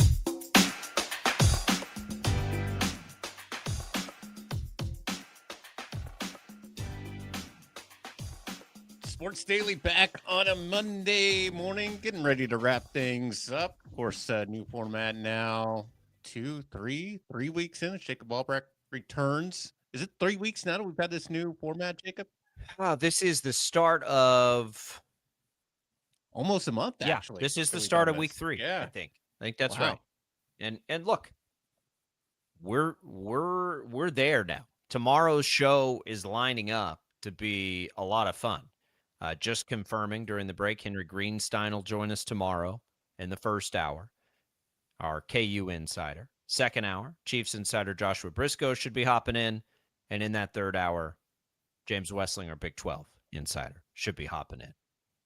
It's going to be a lot of fun. It's all going to be What's on Tap, brought to you by the Wichita Brewing Company, your summer spot. Pizza and apps, a whole group of love. Seasonal beers, full cocktail menu for the adults, and new dirty sodas, and homemade root beer that keep the kids happy. WBCU this summer. at Wichita Brewing Company. Yeah, we got our full. We're in now. I was just looking, reviewing that, getting back and forth with people. We did it off the top of the show. We are at full speed probably next week because our Fridays will take on the Friday fun of, picks and all those kinds of things. But most of the other stuff does start this week for us. So we're there, man. We're there. These shows will fly. Your comments and commentary always welcome. 869-1240. So, Brady, we get there, but we still have time. We still have 2 weeks before the NFL season starts. 2 slowest weeks of the year. 2 weeks from Wednesday. Is that right? 2 weeks from Wednesday? Yeah, 2 weeks from Wednesday. Yeah. Wednesday, that's so weird to me still. I just that 2 week, but we're not in training camp now, so it's just like normal practice. But let the Ashton Genty situation yesterday remind you, as everybody wrings their hands and goes nuts about who plays when and all of these things, just a reminder, players get hurt in practice all the time. Brees Hall hurt in practice. Ashton Genty hurt in practice. Like, it happens. It happens. Right. Guys get Don't tied have your up. Fantasy draft too early. Yeah, delay if you can. My biggest and most important, Brady, I got to do it tonight just because of circumstances out of everybody's control. But I'm terrified. What do you do? But, it's the same set of circumstances for everybody. Everybody's got a draft in it. It's fine. You have a draft tonight? I have a draft tonight. I had one this weekend and I have one tonight. Those are both way earlier than I'm comfortable drafting. Way too early. Life gets in the way. It's like, all right, now I need 12 people. Let's all line up our schedules. And it's like, oh, no, that's never going to happen. We're never going to be able to pull that off. I would like to draft. I think Labor Day is the best day to draft because it's always the season's right after that. There's nothing else happening. If, in a perfect world, you'd draft Tuesday night this year with the game starting on Wednesday. That'd be the best case scenario, probably. But good luck to everybody and all of that. What did we see in week 2, Brady? What do we need to be paying attention to? It's been kind of a slower preseason, would you call it, as far as like battles and things that we're looking for? We talked about the Cleveland quarterback situation. That one has a decision now. We go to Atlanta, where it's Tua versus Penix, and we haven't really been able to see it yet, right? Penix has been hurt. He's apparently been cleared today. So that one is probably the most meaningful coming into the home stretch here. Would you say, is that fair? That's our biggest NFL storyline league-wide to watch now that we have Cleveland's situation is what happens in the final week or two of that Atlanta battle. I mean, we really, I don't know who it's going to be. Who's it going to be? I think, one thing, going back to the Chiefs preseason game with Tampa Bay, and I mentioned it maybe a couple times, but just want to highlight that more. One I'm following as far as some Big 12 quarterbacks, is Jalen Daniels maybe going to get that backup spot over Jake Browning? I don't know. He's looked good. Looked pretty good. He's looked good. He didn't, he wasn't quite as, I don't know. His numbers didn't jump off the page quite as much in this one, but he did have the touchdown pass against the Chiefs. He just missed a rushing touchdown. Browning didn't look bad either. I'd be more curious if they find a way to make him stay on the roster. Like, do they carry 3 quarterbacks in Tampa? Yeah. I don't know. With Baker's injury history and Browning's injury history too, you almost think maybe we should keep 3. But I got to think at the very least, if they don't keep 3, I feel like Jalen Daniels is going to be on a roster somewhere. Well, they'll try to put him on the practice squad, but I would be a little surprised if another team doesn't pick him up and carry him on their team. He's got NFL skills. We know that. We've watched the I was current surprised, NFL, honestly. The way the NFL plays right now, Jalen Daniels looked like a modern day pro style quarterback when we watched him play at Kansas. He's looked better than I thought he'd look.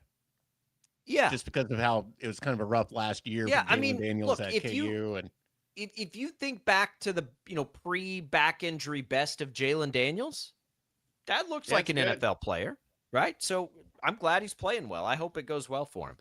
Rick wants to point out that the backup offensive line for Kansas City looked pretty bad in that game. Yeah, I don't disagree, by the way. I don't know how much to take on that stuff. Like, I don't want to say I'd like to see the starting offensive line out there because I'm not sure that I actually believe that statement. I just want to know that the starting offensive line is fully healthy in week 1. When they go play Denver, I want to know that the offensive line is full. Whoever wins the right tackle spot with Smith at right guard and Humphrey and Suamataia at left guard and Simmons at left tackle. And that's what I want to see. Just whatever it takes to get me to that point. I don't need to see any more in the preseason. It's one reason, honestly, I'm not 100% comfortable with Mahomes. Like, if you told me the entire starting offensive line was going to play a series, I'd be like, okay, you can put Mahomes out there. I still don't know if I want Kenneth Walker out there, even though if you're putting everybody out there together, do you put Rice and Worthy out there? Are they healthy? It is a little bit risk. It feels riskier this year because of all the injuries. Like, we don't want Mahomes is rehabbing, but right now, Trey Smith and Josh Simmons are both banged up. Do you really not just want to put them on ice kind of for 3 weeks here, which is what the Chiefs have? They don't play for that long. They don't play for 3 weeks before we see that Monday night game.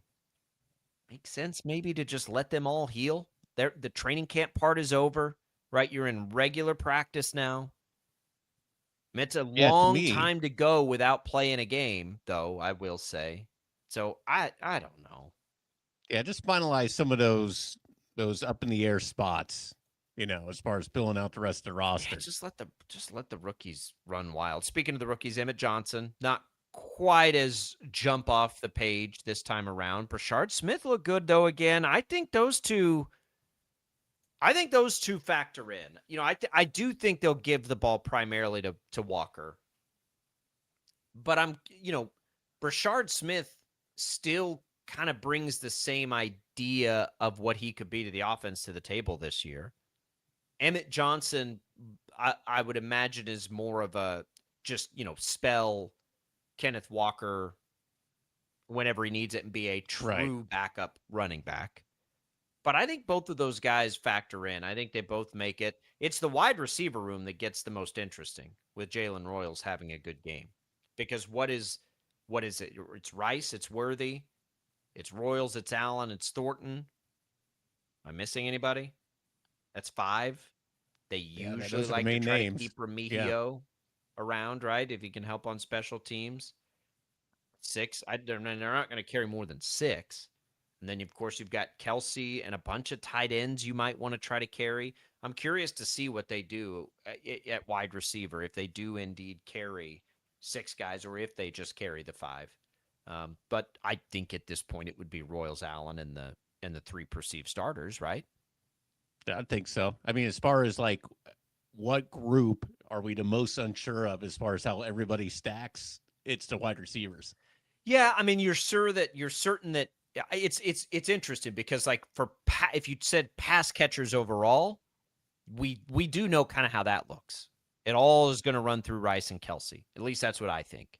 I think those other spots are a little more unknown. I would like to think they'll start Xavier Worthy. I mean, goodness, they took him in the first round. You probably need to start Xavier Worthy. And then, yeah, between Thornton and the other 2 rookies, what's interesting is I just don't know how often this season they're going to be in sets where they run 4 or 5 wide receivers.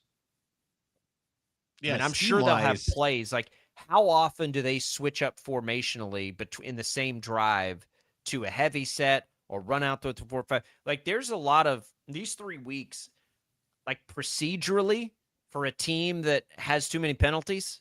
That was, hey, we'll take something away from the game. Maybe a little better there. A little cleaner. Little cleaner. As far as the penalties go in this game, feel pretty good about that. And not quite as dramatic as the last one. I don't even remember what the number was the last time. It's just like, what? 2 minutes. So that's a good sign. But if they're going to do this, if they're going to rotate in and out of the shotgun with multiple receiver sets versus the eye, like, they're going to have to be able to play clean. And that's probably what they're working on the next 3 weeks. How do we get in and out of a drive? Like, how do we rotate through formations within one single drive a bunch of different times? That stuff's going to be important for them. They had too many drives stall out because of a holding call or a bad call or somebody's, illegal formation or illegal, like all the time last year. Yeah. Can't have it. Huge problem. Huge problem.